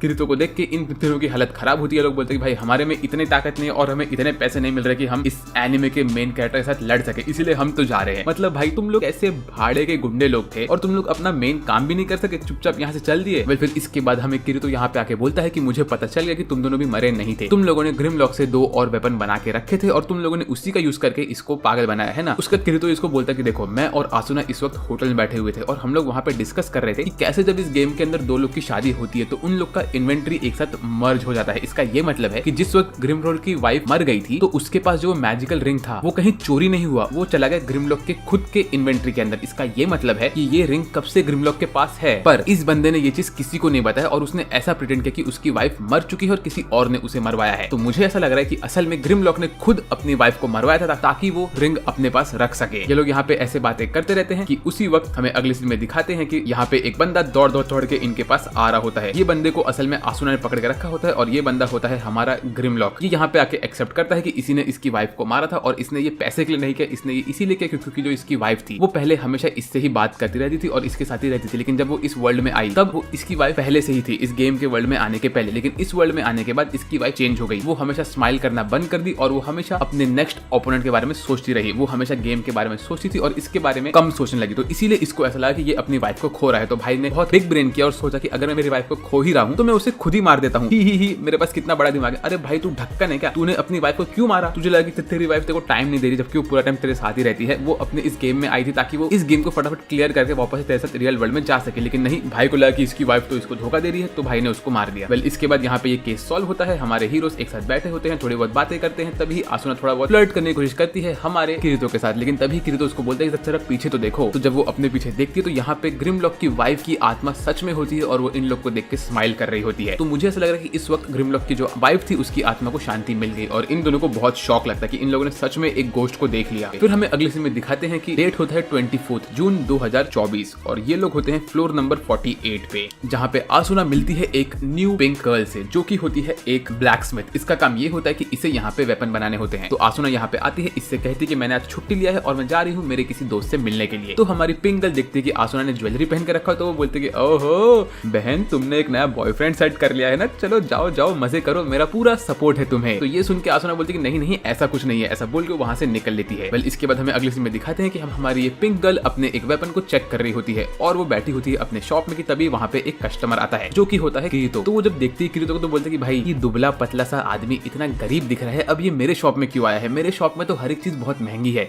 इसको मैं कोई सस्ता सा वेपन दिखा के यहाँ से भगा देती हूँ क्योंकि ये कोई अच्छे वेपन तो खरीद नहीं सकेगा। वेल उसी वक्त किरीतो अपना वेपन सामने रखता है और बोलता है क्या तुम एक सेम टू सेम ऐसा ही वेपन मुझे बना के दे सकते हो, क्या तो इससे और पावरफुल होना चाहिए वो वाला। तो वो बोलती है कि है इतना खतरनाक वेपन, ऐसा बोल के वो एक स्वॉर्ड आगे करती है और बोलती है ये वाला जो स्वॉर्ड है ये मेरा अब तक का सबसे पावरफुल स्वॉर्ड है और इससे बेस्ट स्वॉर्ड मैंने कभी नहीं बनाया। तो किरीतो बोलता है अच्छा ऐसी बात है, ऐसा बोल के उसके स्वॉर्ड को टेस्ट करता है, लेकिन उसी वक्त उस बंदी का ब्लू स्वॉर्ड टूट जाता है और इसी के साथ उस बंदी की 20-25 हजारों साल की मेहनत भी एक साथ टूट जाती है और वो इन सब चीजों को देख के रोने वाली होती है। फिर वो भड़कती है किरीतो के ऊपर और उसको बोलती है कि तुमने ऐसा क्यों किया, तुमने मेरे सबसे खतरनाक स्वॉर्ड को तोड़ दिया है, अब तुम इसका भरपाई कैसे करोगे? तो किरीतो बोलता है ये तुम्हारा सबसे खतरनाक स्वॉर्ड था, इसका ये मतलब है कि तुम तो यार बच्ची हो, तुम्हारे पास हजारों साल की तो बिल्कुल भी एक्सपीरियंस नहीं है, ऐसा लग रहा है कि तुमने जैसे कल ही स्वॉर्ड बनाना स्टार्ट किया हो। वेल उसके बाद वो किरीतो को बोलते कि अच्छा ऐसी बात है तो तुम्हें कैसा स्वॉर्ड चाहिए? तो वो बोलता है कि मुझे एक ऐसा स्वॉर्ड चाहिए जो मेरे इस स्वॉर्ड के जैसा सा हो जिसे मैं एक हाथ से यूज कर सकूं और तो और वो एकदम से लाइट हो वेट में। तो वो बोलती है हाँ फ्लोर 55 पे एक ड्रैगन है, हमें उस ड्रैगन के पेट के अंदर जो क्रिस्टल बनते हैं अगर तुम उस क्रिस्टल को मेरे को लाके दोगे तो मैं तुम्हारे लिए वैसा स्वॉर्ड बना सकती हूँ। तो किरीतो बोलता है ठीक है ये मिशन में ले सकता हूँ और बोलता है कि मेरा नाम किरीतो है और तुम मेरे साथ चलोगी इस मिशन पे क्योंकि तुम्हें ही पता है कि कहाँ वो ड्रैगन मिलेगा। वेल इसके बाद ये लोग बर्फीले इलाके में चल के जा रहे होते हैं तो हमारी पिंक गर्ल को बहुत ठंड लग रहा होता है तो किरीतो उसे अपना जैकेट देता है। वेल इसके बाद ये लोग आगे बढ़ते रहते और इन लोग को दिखता है बहुत सारा क्रिस्टल, तो वो बोलते कि लगता है हम लोग परफेक्ट जगह पे आ गए हैं। तो किरीतो बोलता है कि देखो पिंक गर्ल मैं तुम्हारे अटैक करने के एबिलिटी के ऊपर बिल्कुल भी शक नहीं कर रहा हूँ, लेकिन ऐसा बोल के उसके टकले पे हाथ रखता है, उसको बोलता है कि बहन पीछे होकर बैठ जाना, जैसे ही फाइट स्टार्ट होगा हमारे बीच में मत आना वरना तुम मर जाओगी और मेरा स्वॉर्ड कोई बना नहीं पाएगा, ठीक है ना? जाओ बैठो वहाँ पीछे। तो हमारी पिंक गर्ल अपने दिल पे पत्थर रख के पीछे छुप जाती है और तभी यहाँ पे ड्रैगन की एंट्री होती है और ये ड्रैगन बहुत नॉर्मल सा दिखता है। मुझे लगा कि ये कोई एपिक ड्रैगन जैसा दिखता रहेगा लेकिन ये तो बड़ा नॉर्मल सा ड्रैगन दिख रहा है। वेल ये ड्रैगन यहाँ पे आता है और ये पहले ही एक लाइटनिंग अटैक मारता है किरीतो के ऊपर, तो हमारा बंदा उसको तोड़ देता है। उसके बाद वो जंप मारता है और ये ड्रैगन के एक हाथ को तोड़ देता है। तो ये सब देख के हमारी पिंक गर्ल थोड़ा एक्साइटेड होती है, लेकिन तभी ड्रैगन पिंक गर्ल के ऊपर अटैक करना स्टार्ट करता है तो किरीतो भागता है उसको बचाने के लिए, लेकिन ये गधी लड़की गिर जाती है एक खाई के अंदर और उसमें गिर रही होती है कि तभी किरीतो वहां पे आता है, उसका हाथ पकड़ता है और उसके साथ नीचे खाई में गिरता है और पूरा इंपैक्ट वो अपने बॉडी के ऊपर ले लेता है। फिर किरीतो उठ के पोषण पीता है और इसको भी एक पोषण देता है, बोलता है कि बहन तुमने क्या किया, तुम्हारे वजह से हम लोग इस खाई में गिर गए हैं, अब यहाँ से बाहर कैसे निकले? चलो हम लोग टेलीपोर्ट करते हैं, लेकिन इन लोग का टेलीपोर्ट करने वाला क्रिस्टल बिल्कुल भी काम नहीं करता है। भाई ये कितना बेकार आइटम है यार, जब भी इनको टेलीपोर्ट करके निकलना होता है उस वक्त क्रिस्टल काम नहीं करता, तो किस चीज के लिए बनाया भाई इसको? वेल इसके बाद किरीतो ट्राई करता है इस पूरे के पूरे खाई के ऊपर भाग भाग के चढ़ने के लिए, लेकिन वो चढ़ नहीं पाता और ऐसे ये लोग बोलते हैं चलो अब हम कुछ नहीं कर सकते, थोड़ा टाइम यहाँ पे टाइम पास करते हैं। फिर रात को दोनों लोग सो रहे होते हैं और सोते हुए पिंक गर्ल किरीतो को बोलते हैं कि तुम तो बहुत अच्छे हो, तुम्हारे अंदर बहुत स्ट्रेंथ है वगैरह वगैरह। फिर वो पूछे कि तुमने मेरी जान क्यों बचाई? तो वो बोलता है कि देखो मैं बस नहीं चाहता कि मेरे साथ जो भी हो उसी कभी जान जाए, तो इसलिए मैंने तुम्हारी जान बचाई। तो ये सुनकर तो भाई पिंक गर्ल उसके प्यार में पागल हो जाती है। फिर रात को सोते हुए वो किरीतो को बोलती है क्या तुम मेरा हाथ पकड़ सकते हो? तो भाई हमारा किरीतो जिसको जिसको मैं सिग्मा मेल समझता था, वो यहाँ पे एक सिम्प बनता है और वो इसका हाथ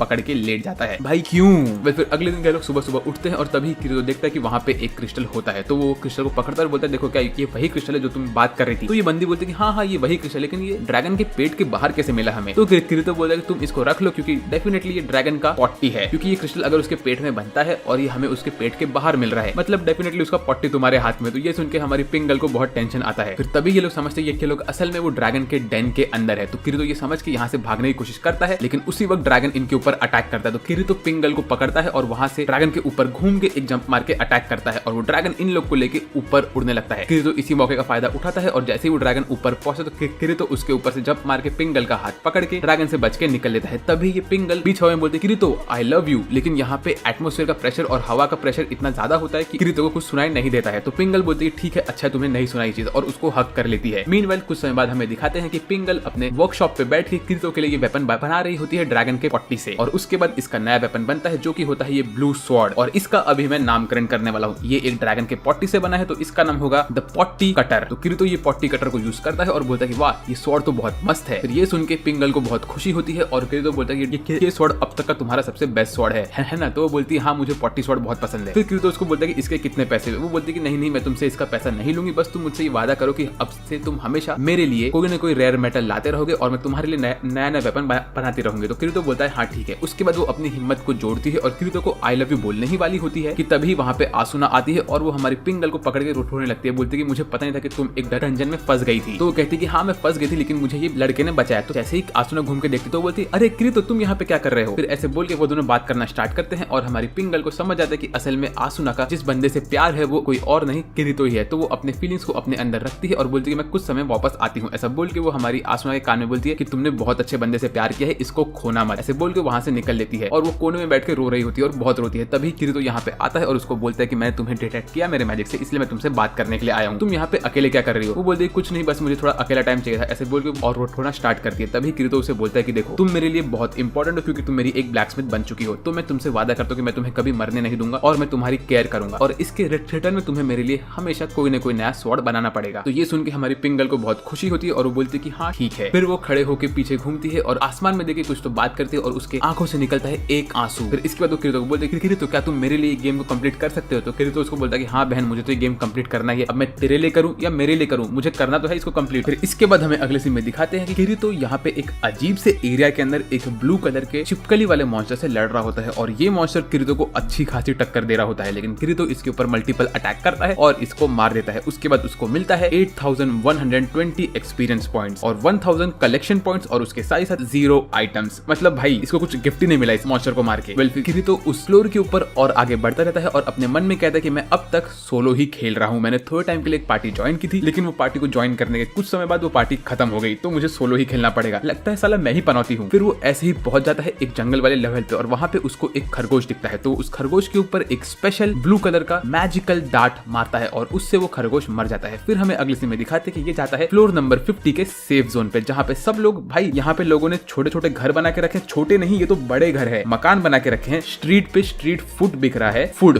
भाई मैं क्या बात कर रहा हूँ, मैं सोया नहीं हूँ 2 दिन से, इसीलिए मेरी आवाज आप लोग को थोड़ी अलग लग रही होगी और तो मेरे वर्ड्स का प्रोनाउंसिएशन थोड़ा अलग लग रहा होगा। बड़ी मेहनत करना पड़ता है भाई ये वीडियो बनाने के लिए, तो देखा करो। वेल इस फ्लोर नंबर 50 पे यहाँ पे बहुत सारे नुक्कड़ों पे दुकान लगी होती है, लोग यहाँ पे चने छोले खा रहे होते हैं, पता नहीं क्या क्या खा रहे होते हैं। भाई तुम लोग एक गेम के अंदर फंस चुके हो, तुम लोग एक तरह से एक जेल के अंदर हो और तुम्हें कहा गया कि तुम्हें यहाँ पे लेवल 100 तक पहुंचना है और तुम लोग भाई मजे से जिंदगी जी रहे हो। आई मीन एक तरह से देखा जाए ये सब अच्छा भी है। यहाँ पे बहुत सारे लोग होते हैं। तभी हमें दिखाते हैं कि यहाँ पे किरीतो जाता है अपने इसी टकलू बॉय के पास और उसको बोलता है कि देखो मुझे ये स्पेशल आइटम मिला है। तो ये देख के टकलू बॉय की तो हवा टाइट हो जाती है। वो बोलता है कि तुम्हें ये आइटम कैसे मिला? ये एक SSS रैंकिंग का मीट है और तुम इसे मुझे बेचना चाहते हो? भाई तुम इसे पका के खा लो ना। तो किरीतो बोलता है कि यार तुझे पता है कि मुझे खाना पकाना नहीं आता है, मैं जब भी मैगी बनाने के लिए पानी उबालता हूँ तो पता नहीं कैसे पानी में आग लग जाती है और तू बोलता है कि मैं खाना बनाऊं, तो डेफिनेटली ये जो मेरे पास रेयर मीट है ये पूरी तरह से जल जाएगा। तो हमारा टकलू भाई बोलता है बात तो सही है यार, ये चीज तो मेरे साथ भी होता है और इस मीट को पकाने के लिए हमें डेफिनेटली एक मास्टर शेफ लेवल का बंदा लगेगा। तभी यहाँ पे आसुना आती है एक और व्हाइट बॉय के साथ। ये व्हाइट बॉय ने पूरी तरह से व्हाइट कलर के कपड़े पहन के रखे होते हैं और आसुना को देख के किरीतो बोलता है अरे आसुना तुम कैसी हो? वेल मैंने ये सुना है कि तुम डेफिनेटली कुकिंग में अच्छी हो, तुम्हारा रैंक क्या है? तो आसुना बोलती है बस मैं शानी नहीं बनना चाहती, लेकिन मेरा रैंक जो है ना वो है मास्टर शेफ वाला, समझे क्या तुम? तो ये सुन के किरीतो बोलते हैं अरे बहुत सही टाइमिंग है, क्या तुम मेरे लिए थोड़ा खाना बना सकती हो? मुझे ये रेयर मीट मिला है। तो जैसी वो मीट देखती तो वो खुद शॉक में आती है, बोलती तुम्हें ये रैबिट का मीट कहाँ से मिला, ये तो ट्रिपल एस रैंकिंग का मीट है। वो बोलती है कि अगर तुम मुझे आधा दोगे खाने के लिए तो मैं ये तुम्हारे लिए बनाऊंगी। तो किरीतो बोलता है टकलू बॉय, लगता है हमारी डील सेट हो चुकी है, इसलिए तुम्हें इस रैबिट का एक पीस भी नहीं मिलेगा। उसी वक्त आसुना उससे कहती कि असल में यहाँ पे आई थी तुम्हें रिक्रूट करने के लिए, नेक्स्ट रेड बॉस को मारने के लिए, तो क्या तुम चलोगे मेरे साथ? किरीतो बोलता है भाई खाने के बाद बात करेंगे। मीनवाइल यहाँ पे जो हमारा ये व्हाइट बॉय होता है वो आसुना को बोलता है कि आसुना मैम आप प्लीज इस बंदे के साथ मत जाइए, इसने पूरी तरह से काले कपड़े पहन के रखे हैं और ये बहुत कमजोर भी दिख रहा है, तो मुझे नहीं लगता कि आपको इसके साथ जाना चाहिए। तो आसुना बोलती है देखो भले ही तुम मेरे बॉडी गार्ड हो लेकिन तुमसे लाखों गुना ज्यादा स्ट्रॉन्ग है हमारा बंदा किरीतो, तो तुम इसको प्लीज चैलेंज मत करो और मैं इसके साथ तुमसे ज्यादा सेफ रहूंगी। ऐसे बोल के आसुना वहां से निकलने लगती है, लेकिन उसका बॉडीगार्ड उसको मना करता है, तो आसुना किरीतो का हाथ पकड़ के वहां से भाग जाती है। भाई इससे इतना तो पता चल चुका है कि आसुना को डेफिनेटली किरीतो के लिए कुछ न कुछ स्पेशल फीलिंग्स तो है ही। फिर उसके बाद किरीतो बात करता है, आसुना सर बोलता है कि वो आदमी कौन था, तो वो बोलते कि देखो मैं गिल्ड में हूँ और मैं गिल्ड की सेकंड रैंक वाली बंदी हूँ, तो इसीलिए मेरे लिए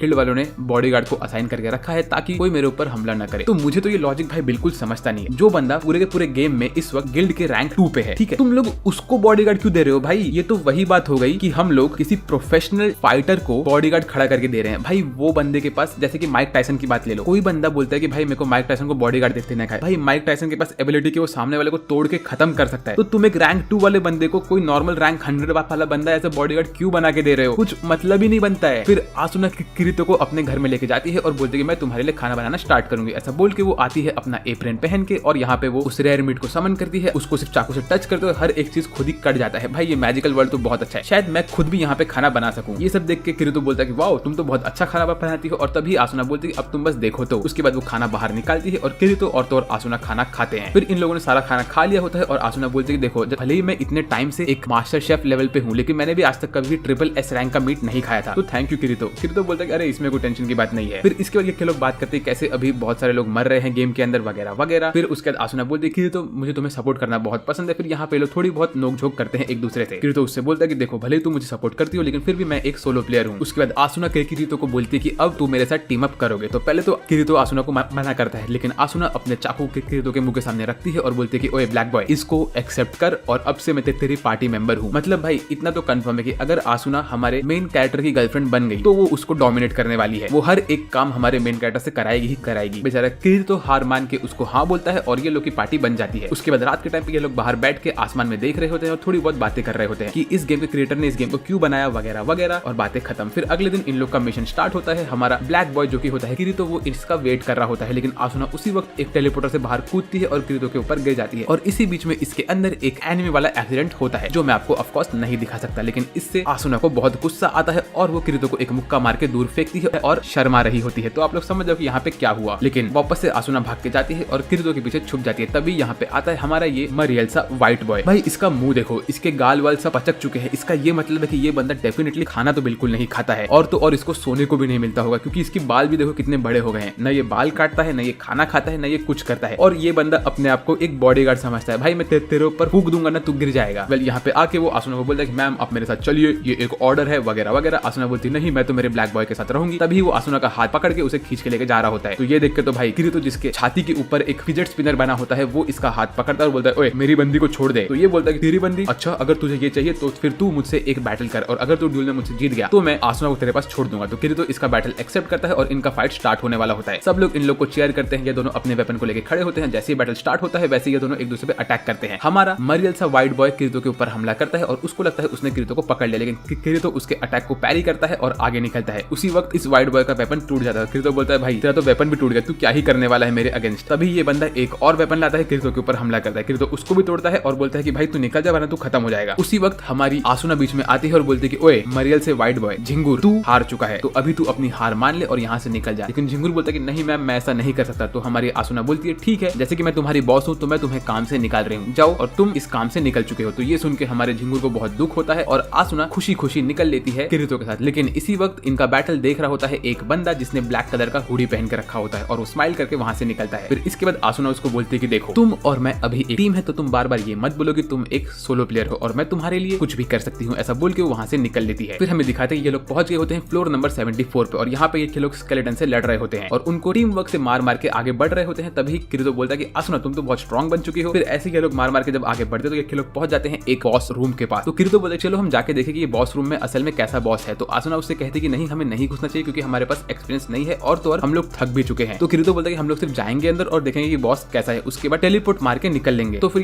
किरीतो बॉस रूम का डोर खोलता है और ये लोग अंदर घुसते हैं। डर के ये लोग अंदर पहुंचते और इनके सामने हर जगह लाइट जलती है और इनके सामने खड़ा होता है ये लेजेंडरी बॉस। भाई ये बॉस को देख के तो मैं क्या ही बताऊं, ये होता है एक्चुअल गेम का बॉस। इसका नाम होता है द ग्लीम आइस। और जैसे ही अपनी आंख खोल के इनकी तरफ देखता है हमारे हीरोज की हवा टाइट हो जाती है। फिर बॉस को देखने के बाद ये लोग तो भाई वहां से जो भागते हैं, ये सीन में मेरे को बहुत मजा आया। ये लोग समझ जाते कि भाई इस बॉस को तो ये लोग मार नहीं सकते क्योंकि इतना खतरनाक दिखने वाला बॉस। भाई मुझे ये गेम खेलना है, बस मुझे इसमें एक रूल चेंज करना है कि अगर हम गेम के अंदर मरेंगे तो रियल लाइफ में न मरे, क्योंकि यार अगर ऐसा हुआ तो मैं गेम कंप्लीट ही नहीं कर पाऊंगा क्योंकि मैं बहुत बेकार खेलता हूँ। बाय द वे अगर आपको मेरे गेमिंग स्किल्स देखने हैं तो मैंने मेरे गेमिंग चैनल का लिंक डिस्क्रिप्शन में दे रखा है और मैं उसके ऊपर अभी दिसंबर के एंड से बहुत एक्टिव होने वाला हूँ। इतना एक्टिव कि मैं हफ्ते में कम से कम 2 से 3 बार उसमें स्ट्रीम भी किया करूंगा। तो उसको आप लोग चेकआउट कर लेना ताकि आप लोग मेरा कोई गेमिंग स्ट्रीम मिस ना करो। ट्रस्ट भी बहुत मजा आने वाला है। फिर बाहर बैठ के हमारे हीरोज एक दूसरे से बात करते और बोलते हैं भाई ये बॉस तो बहुत खतरनाक होने वाला है और इसके लिए हम लोग को एक प्रॉपर टीम की जरूरत पड़ेगी। ऐसा बोल के किरीतो एकदम से टेंशन में होता है। तो आसुना उसका मूड अच्छा करने के लिए उसको देती है लंच। तो वो जैसे ही उसको लंच देती है तो भाई हमारा हीरो लंच खा के बोलता है वाह ये कितना टेस्टी है, तुमने इतना अच्छा खाना कहाँ से बनाया। वो बोलती है बस मैंने बना लिया है। और उसके बाद वो उसको मल्टीपल सॉस देती है जो उसने खुद से बनाए होते हैं। तो ये सब खा के हमारा हीरो बोलता है कि तुम्हें ये सब सॉस कैसे मिले। वो कहती है कि मैंने यहाँ पे हर एक इंग्रेडिएंट को लेके ये सब खुद से बनाया है। वो बोलता है कि तुम्हारे पास मेयोनीज का टेस्ट है, सोया सॉस का टेस्ट है, शेजवान सॉस का टेस्ट है और हर एक सॉस का टेस्ट है। अगर तुमने इसको बेचना स्टार्ट किया तब तो तुम बहुत अमीर बन जाओगी। तो वो कहती है अगर मैं इसको बेचने लग गई तो मैं तुम्हारे लिए कैसे बनाऊंगी। तो ये सुनकर तो भाई किरीतो बोलता है नहीं इसको बेचना मैं, तुम मेरे लिए थोड़ा सा बना के रखना। यहाँ पे के लोग ऐसे ही प्यार भरी बातें करते रहते कि तभी आता है हमारा ये चमन बंदा यहाँ पे आके किरीतो से बात करता है और बोलता है भाई तू कैसा है, कितने टाइम बाद मिल रहा है और भाई अभी भी तू सोलो प्लेयर है ना। तभी वो देखता है कि किरीतो के साथ होती है आसुना, जिसको देख के इसकी तो हवा टाइट हो जाती है। ये बोलता है कि इतनी ब्यूटीफुल बंदी तुम्हारे पास कैसे, हाय मेरा नाम है क्लाइन, क्या तुम मेरी गर्लफ्रेंड। उसी वक्त किरीतो इसको मुक्का मारता है और इसके सारे दोस्त लोग यहाँ पे आके किरीतो को घेर लेते हैं। लेकिन वो लोग बोलते तुम गए तेल लेने। सब लोग आसुना के ऊपर फ्लर्ट करना स्टार्ट करते हैं और हमारा हीरो इन लोग को रोक रहा होता है। तभी हमारा चमन खड़ा होता है और वो बोलता है कि भाई तूने तो बहुत अच्छी बंदी सेट कर ली है, कांग्रेचुलेशंस। यहाँ पे ये लोग बातें कर रहे होते हैं कि तभी यहाँ पे आती है एक आर्मी के लोग यहाँ पे आके बोलते हैं कि अरे क्या तुम्हारे पास यहाँ के बॉस का रूम का नंबर है। तो किरीतो बोलता है हाँ मेरे पास ये पूरे एरिया का मैप भी है, तो क्या तुम्हें ये चाहिए। तो आर्मी वाला बंदा बोलता है कि हाँ। तो किरीतो इसको मैप देता है लेकिन उसके बाद बोलता है कि तुम तुम्हारे बंदों को लेकर बॉस रूम में मत जाना क्योंकि तुम्हारे सारे के सारे बंदे एकदम से थके हुए हैं। वो बोलता है ओए तेरा काम कर, तू एक छोटा बच्चा है और हम लोग आर्मी के लोग हैं, हम लोग को कुछ नहीं हो सकता। ऐसा बोल के वो यहाँ से निकलता है और फिर जाता है बॉस रूम के अंदर। तभी हमें अगले सीन में दिखाते कि भाई बड़ा तेज बन रहा था ना कि हमें कुछ नहीं हो सकता, इसके सारे के सारे दोस्त लोग मरना स्टार्ट हो जाते हैं और आर्मी के लोगों की हालत खराब होती है। मीनवाइल यहाँ पे किरीतो और उसके दोस्त लोग बातें कर रहे होते हैं और एक एक करके मॉन्स्टर को मार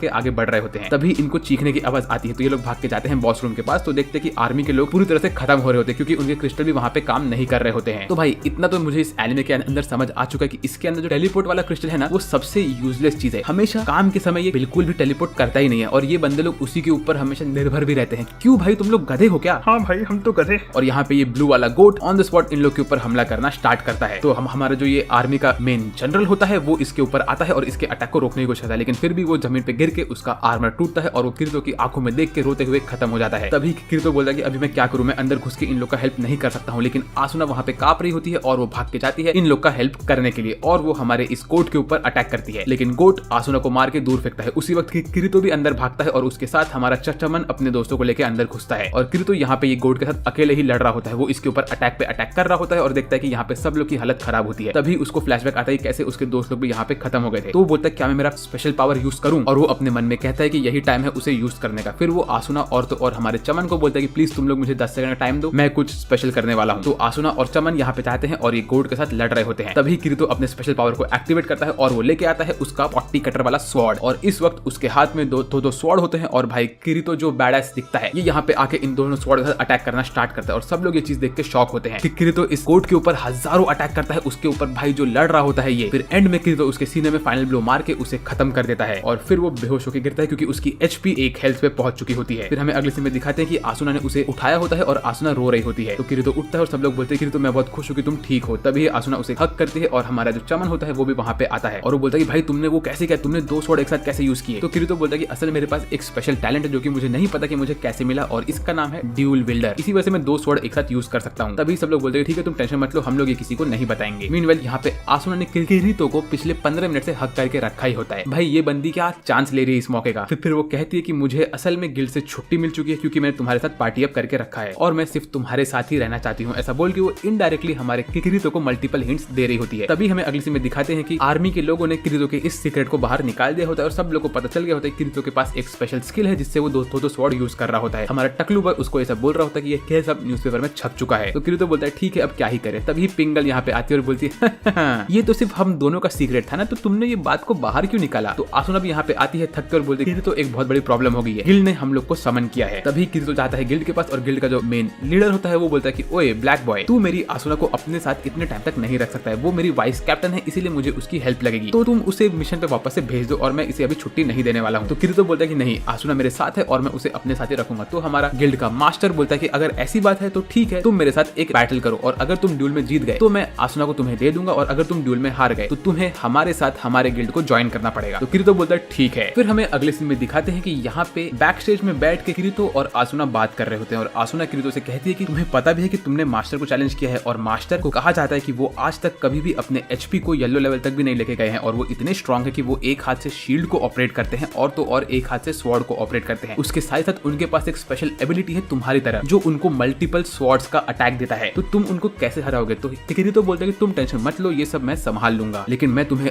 अपने आप से दूर नहीं जाने दूंगा। फिर हमें अगले सीन में दिखाते हैं यहाँ पे सब लोग अरीना में आके बैठ गए होते हैं और यहाँ पे कम से कम एक बंदा भी बाहर नहीं होगा जिसने ये मैच नहीं देखी होगी। और मास्टर और किरितो एक साथ खड़े होकर बात कर रहे होते हैं और बोलते हैं कि अभी हम अपना ड्यूल स्टार्ट करेंगे। तभी मास्टर अपने स्वॉर्ड को बाहर निकालता है और किरितो भी अपने दोनों स्वॉर्ड को बाहर निकालता है। और भाई ये वाला सीन बहुत मस्त रहता है जब वो अपने स्वॉर्ड को बाहर निकालता है, बहुत ही फ्लूइड एनिमेशन होता है इसका। ये लोग फाइट करने के रेडी होते हैं और किरितो हमला करता है मास्टर के ऊपर। मास्टर किरितो के सारे अटैक को अपने शील्ड से रोक रहा होता है। उसके बाद वो भागता है और अपने शील्ड से अटैक करता है किरितो के ऊपर और ये अटैक बहुत खतरनाक लगता है इसको। फिर मास्टर रुकता ही नहीं है, वो भाग भाग के अटैक करता रहता है, लेकिन तभी किरितो उसके अटैक को रोक के जाता है उसके ऊपर अटैक करने के लिए। लेकिन मास्टर उसके सारे अटैक को अपने शील्ड से रोक रहा होता है और ये जो फाइट चलती रहती है ये देख के सब लोग शॉक होते हैं। लेकिन तभी किरितो एक अपने ब्लैक वाले स्वॉर्ड से मास्टर के गाल को काट देता है। ये देख के मास्टर गुस्सा होते हैं। फिर किरितो एकदम से पागल होता है और वो मल्टीपल अटैक करता रहता है और वो मास्टर के शील्ड को पैरी करके अपना फाइनल अटैक मारने वाला होता है अपने ब्लू स्वॉर्ड से कि उसी वक्त टाइम रुक जाता है और मास्टर स्लो मोशन में मूव करते हैं और वो उसके अटैक को डॉज करके अपने नेक्स्ट स्वॉर्ड अटैक से किरितो को मारते हैं और उसका एचपी येलो लेवल पे पहुंच जाता है और इसी तरह किरितो हार जाता है। तो अभी हमें दिखाते हैं अगले सीन में कि लेवल 50 पे किरितो ने ब्लैक वाला अपना कपड़ा निकाल दिया होता है और उसने व्हाइट वाला कॉस्ट्यूम पहन लिया होता है क्योंकि उसने ऑफिशियली गिल्ड को ज्वाइन कर लिया होता है। फिर वो बिस्तर बैठ के बोलता है कि मेरा अब तक का कैरेक्टर कि मैं हमेशा सोलो प्लेयर था वो निकल गया मुझसे, ये सब क्यों हो रहा है। फिर उसी वक्त आसुना उससे पूछे कि तुम गिल्ड ज्वाइन क्यों नहीं करते हो। तो किरितो हमें उसकी बैक स्टोरी बताता है कि जब उसने एक गिल्ड ज्वाइन किया था और उसने टीम बना के रखी थी, लेकिन उसके मिस्टेक की वजह से उसके सारे के सारे टीममेट्स मर गए थे। तब से उसने कसम खाई थी कि वो हमेशा अकेला ही खेलेगा और वो किसी को भी मरने नहीं देगा। तो ये सुन के आसुना को बहुत दुख होता है और वो बोलती है कि तुम टेंशन मत लो। ऐसा बोल के वो किरितो का मुंह पकड़ती है और शायद उसको किस करने वाली होती है, लेकिन वो उसको हक करके रोक देती है। मीनवेल हमें अगले सीन में दिखाते हैं कि यहाँ पे किरितो आसुना के साथ बैठा होता है और तभी वहाँ पे आते हैं ये बालों की दुकान। ये बंदे का जो पूरा चेहरा है वो बाल से पूरा कवर्ड है, मतलब एक पूरा गोल बन गया भाई इसके चेहरे पे। लेकिन ये बंदा मुझे अच्छा लग रहा है। ये बोलता है कि मैं वाइस कमांडर हूँ और मैं तुम्हें लेके जा रहा हूँ अपने नेक्स्ट मिशन पे, जो कि होने वाला है एक नॉर्मल सा एक्सप्लोरेशन वाला मिशन। इसमें तुम चलोगे, मैं चलूंगा और हमारे साथ एक बंदा और रहेगा। तो किरितो बोलता है ठीक है और वो आसुना के टकले पे हाथ रख के उसको बोलता है कि तुम टेंशन मत लो, ये मिशन में आराम से कर लूंगा। तभी हमें दिखाते हैं कि इनका जो तीसरा बंदा होता है वो होता है हमारा ये झिंगूर। तो झिंगूर किरितो से माफी मांगकर बोलता है प्लीज मुझे माफ कर दो और मैं अभी आपके साथ अच्छे से बिहेव करूंगा। लिख के ले लो दोस्तों, लिख के ले लो कि ये झिंगूर डेफिनेटली कुछ न कुछ कांड करने वाला है। अगर इसने ऐसा नहीं किया तो मैं मेरे चैनल पे अपना नाम बदल दूंगा, क्योंकि ऐसा हमेशा होता है एनिमे में कि जब भी कोई बंदा जो पहले तुम्हारा दुश्मन होता है वो तुमसे दोस्ती करने की एक्टिंग करता है और एंड में आके तुम्हें धोखा ही देता है। तो ये बंदा डेफिनेटली कुछ न कुछ कांड करने वाला है। वेल किरितो इसको माफ करता है और इन लोग का मिशन स्टार्ट होने वाला होता है। तभी जो इनका बाल वाले बाबा होते हैं वो बोलते हैं कि अब तुम लोग मुझे तुम्हारे सारे के सारे क्रिस्टल दे दो क्योंकि मैं तुम्हारा इसमें जजमेंट देखने वाला हूँ। अब तो मुझे समझ है कि ये बाल वाले बाबा और तो और झिंगूर की मिली हुई चाल है और ये लोग डेफिनेटली किरितो को मारने वाले हैं। लिख लो। वेल इनका मिशन स्टार्ट होता है और ये लोग पहुंच जाते हैं पहाड़ों के बीच में। वहां पे ये लोग बैठते हैं खाना खाने के लिए। तो किरितो जैसे ही अपनी पोटली खोलता है तो उसको याद आता है कैसे आसुना ने उसके लिए सैंडविच बना के रखा होता है और अच्छी अच्छी चीज बना के रखी होती है, लेकिन यहाँ पे इसको सूखा ब्रेड और गीला पानी पीना पड़ता है। तो जैसे ये पानी पीता है तो ये देखता है कि वो जो झिंगूर वाला आदमी था वो इसको देख के स्माइल कर रहा होता है। तभी उसको स्ट्राइक होता है कि झिंगूर वाले आदमी ने डेफिनेटली इस पानी में पॉइजन मिला के रखा है और मेरी बात सच हो गई कि सच में झिंगूर वाले आदमी ने ऐसा किया होता है। लेकिन तभी उसके सामने हमें दिखाते हैं कि जो हमारे बाल वाले बाबा होते हैं वो भी बेहोश होकर गिरने लगते हैं। तो ये चीज ने मेरे को थोड़ा शॉक कर दिया। मेरे को लगा शायद से बाल वाले बाबा भी इसके साथ मिले हुए होंगे, लेकिन नहीं। फिर झिंगूर एकदम मैड साइंटिस्ट की तरह हंस रहा होता है और वो प्रॉपर विलन जैसा दिख रहा होता है। तो हमारे बाल वाले बाबा बोलते हैं कि तुम ऐसा क्यों कर रहे हो झिंगूर। ऐसा बोल के वो एक क्रिस्टल यूज करने वाले होते हैं, लेकिन झिंगूर उनको लात मारता है और अपने स्वॉर्ड से उनको मारना स्टार्ट करता है और वो मार मार के हमारे बाल वाले बाबा को खत्म कर देता है। और इस दिन मुझे बहुत बुरा लगा। तो क्या आप लोग चैट में लिख सकते हो रेस्ट इन पीस बाल वाले बाबा। वेल इसके बाद झिंगूर जाता है हमारे किरितो के पास और उसको बोलता है कि तुझे क्या लगा कि मैं तुझे छोड़ दूंगा। हाँ, तूने मुझे सबके सामने बेइज्जत किया और मेरे हाथ से तूने आसुना को छीन ढूंढ के लेके गया और तुझे लगा कि मैं तुझे ऐसे ही छोड़ दूंगा, तुझसे दोस्ती करूंगा तो तुझे भाई बोलूंगा, अबे हट, अब मैं तेरे को दिखाता हूँ कि मैं कौन हूँ। ऐसा बोल के ये आगे बढ़ता है और ये अपने हाथ पे एक टैटू दिखाता है जो कि होता है अजीब सा टैटू। भाई कोई मुझे अगर 1 लाख रुपए देगा ना तो भी मैं ये टैटू नहीं बनवाऊंगा, इतना भंगार टैटू है यार ये। फिर ये अटैक करता है किरीतो के ऊपर और उसके हाथ के ऊपर अपना स्वॉर्ड मार के उसको तड़पा रहा होता है। किरीतो की एचपी धीरे धीरे कम हो रही होती है और वो बोल रहा होता है कि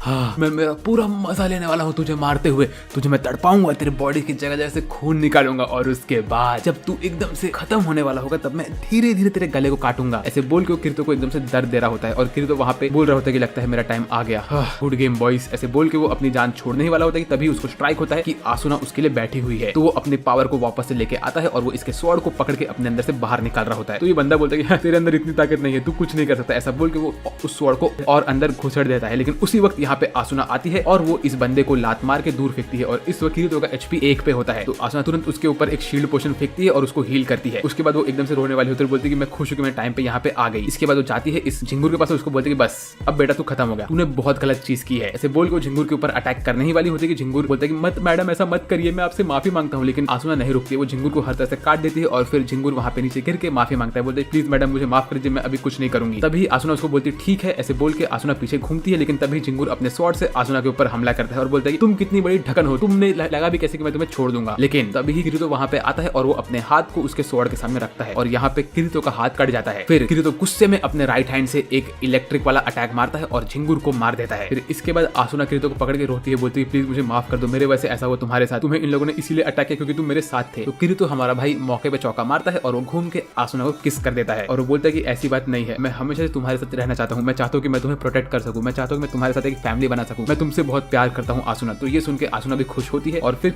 किरीतो बोलता है कि मैं तुम्हारे साथ जिंदगी भर रहना चाहता हूँ। फिर इसके बाद हमें अगले सीन में दिखाते हैं ये लोग मस्त रात के टाइम पे खाना खा रहे होते हैं और किरीतो आसुना को बोलते हैं क्या मैं आज रात तुम्हारे रूम पे रुक सकता हूँ। तो आसुना बोलती है ठीक है। इसके बाद आसुना रात में बैठ के अपने सारे के सारे कपड़े निकालती है और बोलती है कि तुम भी ऐसा कर दो। लेकिन किरीतो बोलता है कि लेकिन मेरे मन में तो ये सब चीज करना नहीं था, मैं तो बस खाना खाने के लिए आया था और सोने के लिए आया था। तो ये सुन के आसुना को बहुत गुस्सा आता है और वो किरीतो को एक चमट मार के उसको दूर कर देती है। मीनवाइल रात के टाइम पे ये लोग सो के उठते हैं तो किरीतो आसुना को बोलते हैं प्लीज मुझे माफ कर दो कि मैं तुम्हारी नींद खराब कर दी। तो वो बोलती नहीं नहीं ऐसा नहीं है। वो कहती कि मैंने एक सपना देखा जहाँ पे हम लोग एक साथ है और हमारा टाइम एक साथ चल ही रहा है। फिर वो कहती कि मैं बस सोच रही थी कि 2 साल में हमारे लाइफ में क्या क्या हो चुका है, हमारी रियल बॉडी इस वक्त क्या कर रही है क्या नहीं कर रही, हम लोग कुछ आइडिया नहीं है, हम लोग क्या करें। तभी किरीतो बोलते हैं कि मैं बस ये चाहता हूँ कि मैं तुम्हारे साथ दूर भाग जाऊं और एक छोटे से गांव में रहूं, पानी के किनारे और एक नॉर्मल सी जिंदगी जी सकूं, काश मैं ऐसा कर सकूं। तभी आसुना बोलती कि मैं भी चाहती हूँ कि ऐसा हो। तो किरीतो बोलता है ठीक है आसुना, क्या तुम मुझसे शादी करोगी। तो आसुना बोलती है हाँ। और इसके साथ ही साथ हमारे भाई ने एक ही सीजन के अंदर सोलो प्लेयर से एक बंदी को सेट किया, उसे अपनी गर्लफ्रेंड बनाया और उससे शादी करने का प्रपोजल भी डाल दिया। ये बंदा तो बहुत ज्यादा तेज बन रहा है। वेल इसके बाद हमें अगले सीन में दिखाते हैं कि आसुना और तो और किरीतो दोनों ही जाते हैं गिल्ड मास्टर के पास और उससे कहते हैं कि ये लोगों को थोड़े दिन की छुट्टी चाहिए क्योंकि ये लोग दूर जाके थोड़ा टाइम रिलैक्स करना चाहते हैं। तो गिल्ड मास्टर बोलता है ठीक है तुम लोग छुट्टी ले सकते हो, लेकिन जैसे ही हमें काम पड़ा तो मैं तुम लोग को समन कर दूंगा। फिर हमें अगले सीन में दिखाते हैं कि ये लोग दूर एक गांव में एक घर लेते हैं और वहां पे आसुना और किरीतो आराम से रह रहे होते हैं। वो लोग बाहर का व्यू देखते हैं और खुश रहते हैं। और तभी हमें दिखाते हैं कि आसुना और तो और किरीतो दोनों के हाथ में एक एक वेडिंग वाला रिंग होता है। तो इसका ये मतलब है कि इन लोग की शादी हो चुकी है। वेल एक मिनट, मुझे एक चीज सर्च करने दो कि इन लोग का एज क्या है। किरीतो एज देखे तो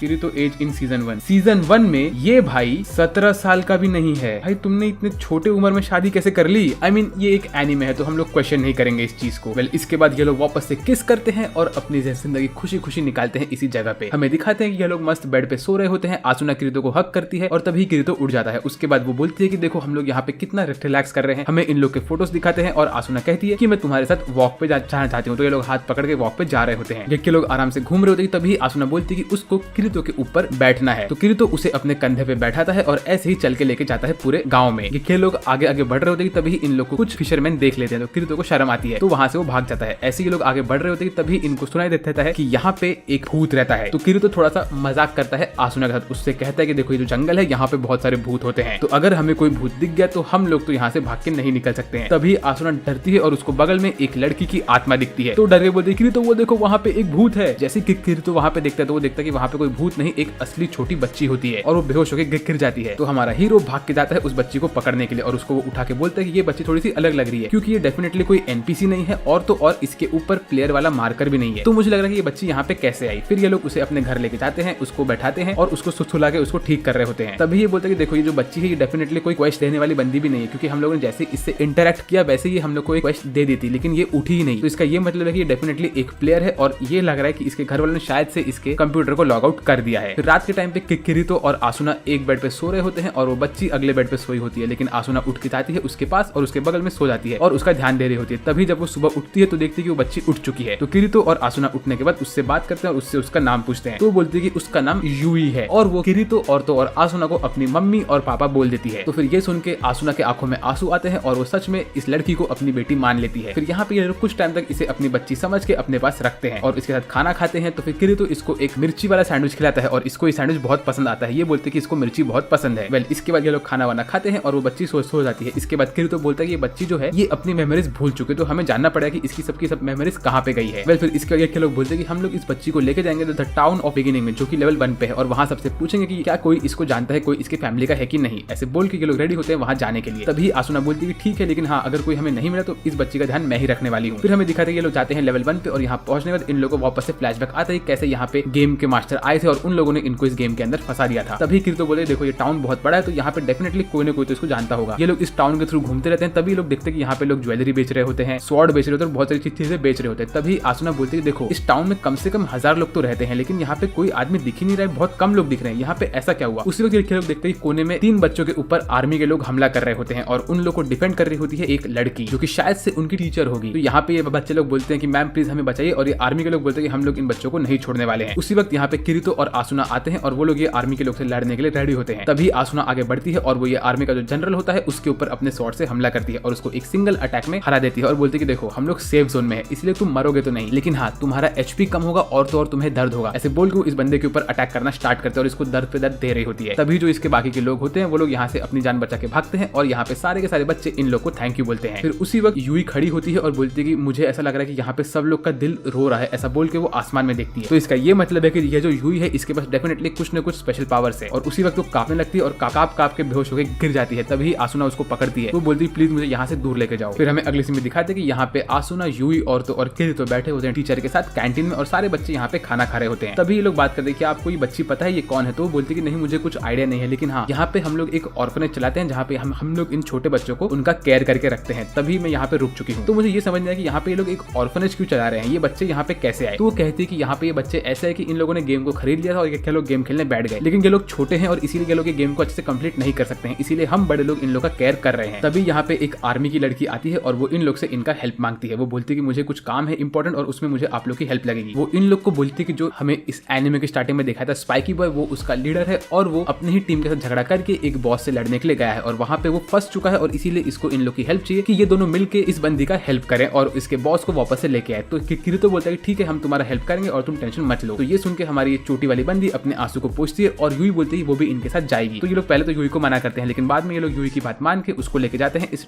डंजन के अंदर। यहाँ पे घुसने के बाद यूई इनको बोलती है कि आप लोग टेंशन मत लो, मैं अपने आप को संभाल सकती हूँ। फिर ये लोग एक एक करके अंदर घुसे। तभी इनको दिखता है कि यहाँ पे बहुत सारे फ्रॉग वाले एनिमीज होते हैं और वो लोग इनके ऊपर हमला करना स्टार्ट करते हैं, लेकिन किरीतो अकेला ही इन सारे के सारे फ्रॉग्स को मारता है और यूई पता नहीं क्यों इसको देख के डांस कर रही होती है। तभी ये चोटी वाली बंदी चेक करती है कि उसका जो स्पाइकी बॉय होता है वो यहीं आसपास होता है। तो वो बोलते हैं कि वो यहीं आसपास है, हम लोग को बस थोड़ा और आगे जाना चाहिए। तो किरीतो बोलता है कि देखो मैंने इन सब फ्रॉग को मारा और मुझे उन लोग की तंगड़ी मिल गई है, तो आसुना क्या तुम इनको पका के दोगी मुझे। तो बोलते हैं कि हटाओ इस चीज को मुझसे दूर, लेकिन किरीतो बोलते हैं अरे तुमने उसको फेंका क्यों, मेरे पास देखो हजारों तंगड़ी है। तो आसुना इन सबको दूर फेंककर बोलती है मुझे ये नहीं खाना है। तभी यूई स्माइल करती है और इसके बाद ये तीनों लोग एक साथ मिलकर आगे बढ़ते हैं। तो उनको दिखता है कि जो उनका स्पाइकी बॉय होता है वो एक दीवार के पीछे अटका हुआ रहता है। तो ये छोटी वाली बंदी भाग के जाती है उसका हेल्प करने के लिए कि उतने में ही दूर से एक अटैक होता है उसके ऊपर, लेकिन हमारा किरीतो उसको बचाता है। तभी इन लोग के सामने ये लोग देखते हैं कि खड़ा होता है एक नया एनिमी और ये होता है एक इंसेन बॉस, एक ग्रिम रिपर के जैसा दिखता है ये बॉस। इस वक्त आसुना और किरीतो दोनों इससे लड़ने के लिए खड़े होते हैं। मीनवाइल यूई एक क्रिस्टल लेके उस स्पाइकी बॉय के पास खड़ी हो गई होती है और वहां पे हमारी छोटी वाली बंदी भी होती है और ये लोग इनको फाइट करते हुए देख रहे होते हैं। तो फिर किरीतो बोलता है कि ये बॉस कौन है, इसका मुझे कुछ आइडिया नहीं है, ये लेवल 90 का बॉस हो सकता है क्योंकि हम लोग को इसका नाम नहीं बता रहा है, इसका ये मतलब है कि ये हम लोग से स्ट्रॉन्ग है। तो आसुना मैं ये चाहता हूँ कि तुम दूर जाओ और यूई के साथ बैठ जाओ और उसका ध्यान रखो, मैं इसको संभाल लूंगा। लेकिन आसुना बोलती नहीं मैं तुम्हें नहीं छोड़ूंगी। तो इसके बाद ये ग्रिम रिपर किरीतो के ऊपर अटैक करता है और आसुना और किरीतो दोनों ही अपने आप को सपोर्ट करके खड़े होते हैं इसके ऊपर अटैक करने के। लेकिन तभी आसुना देखती है किरीतो का एचपी फटाक से नीचे गिर रहा होता है, लेकिन ये ग्रिम रिपर चाहता है किरीतो के ऊपर अटैक करने के लिए। यहाँ पे आसुना और किरीतो जमीन के ऊपर गिरे हुए होते हैं। तभी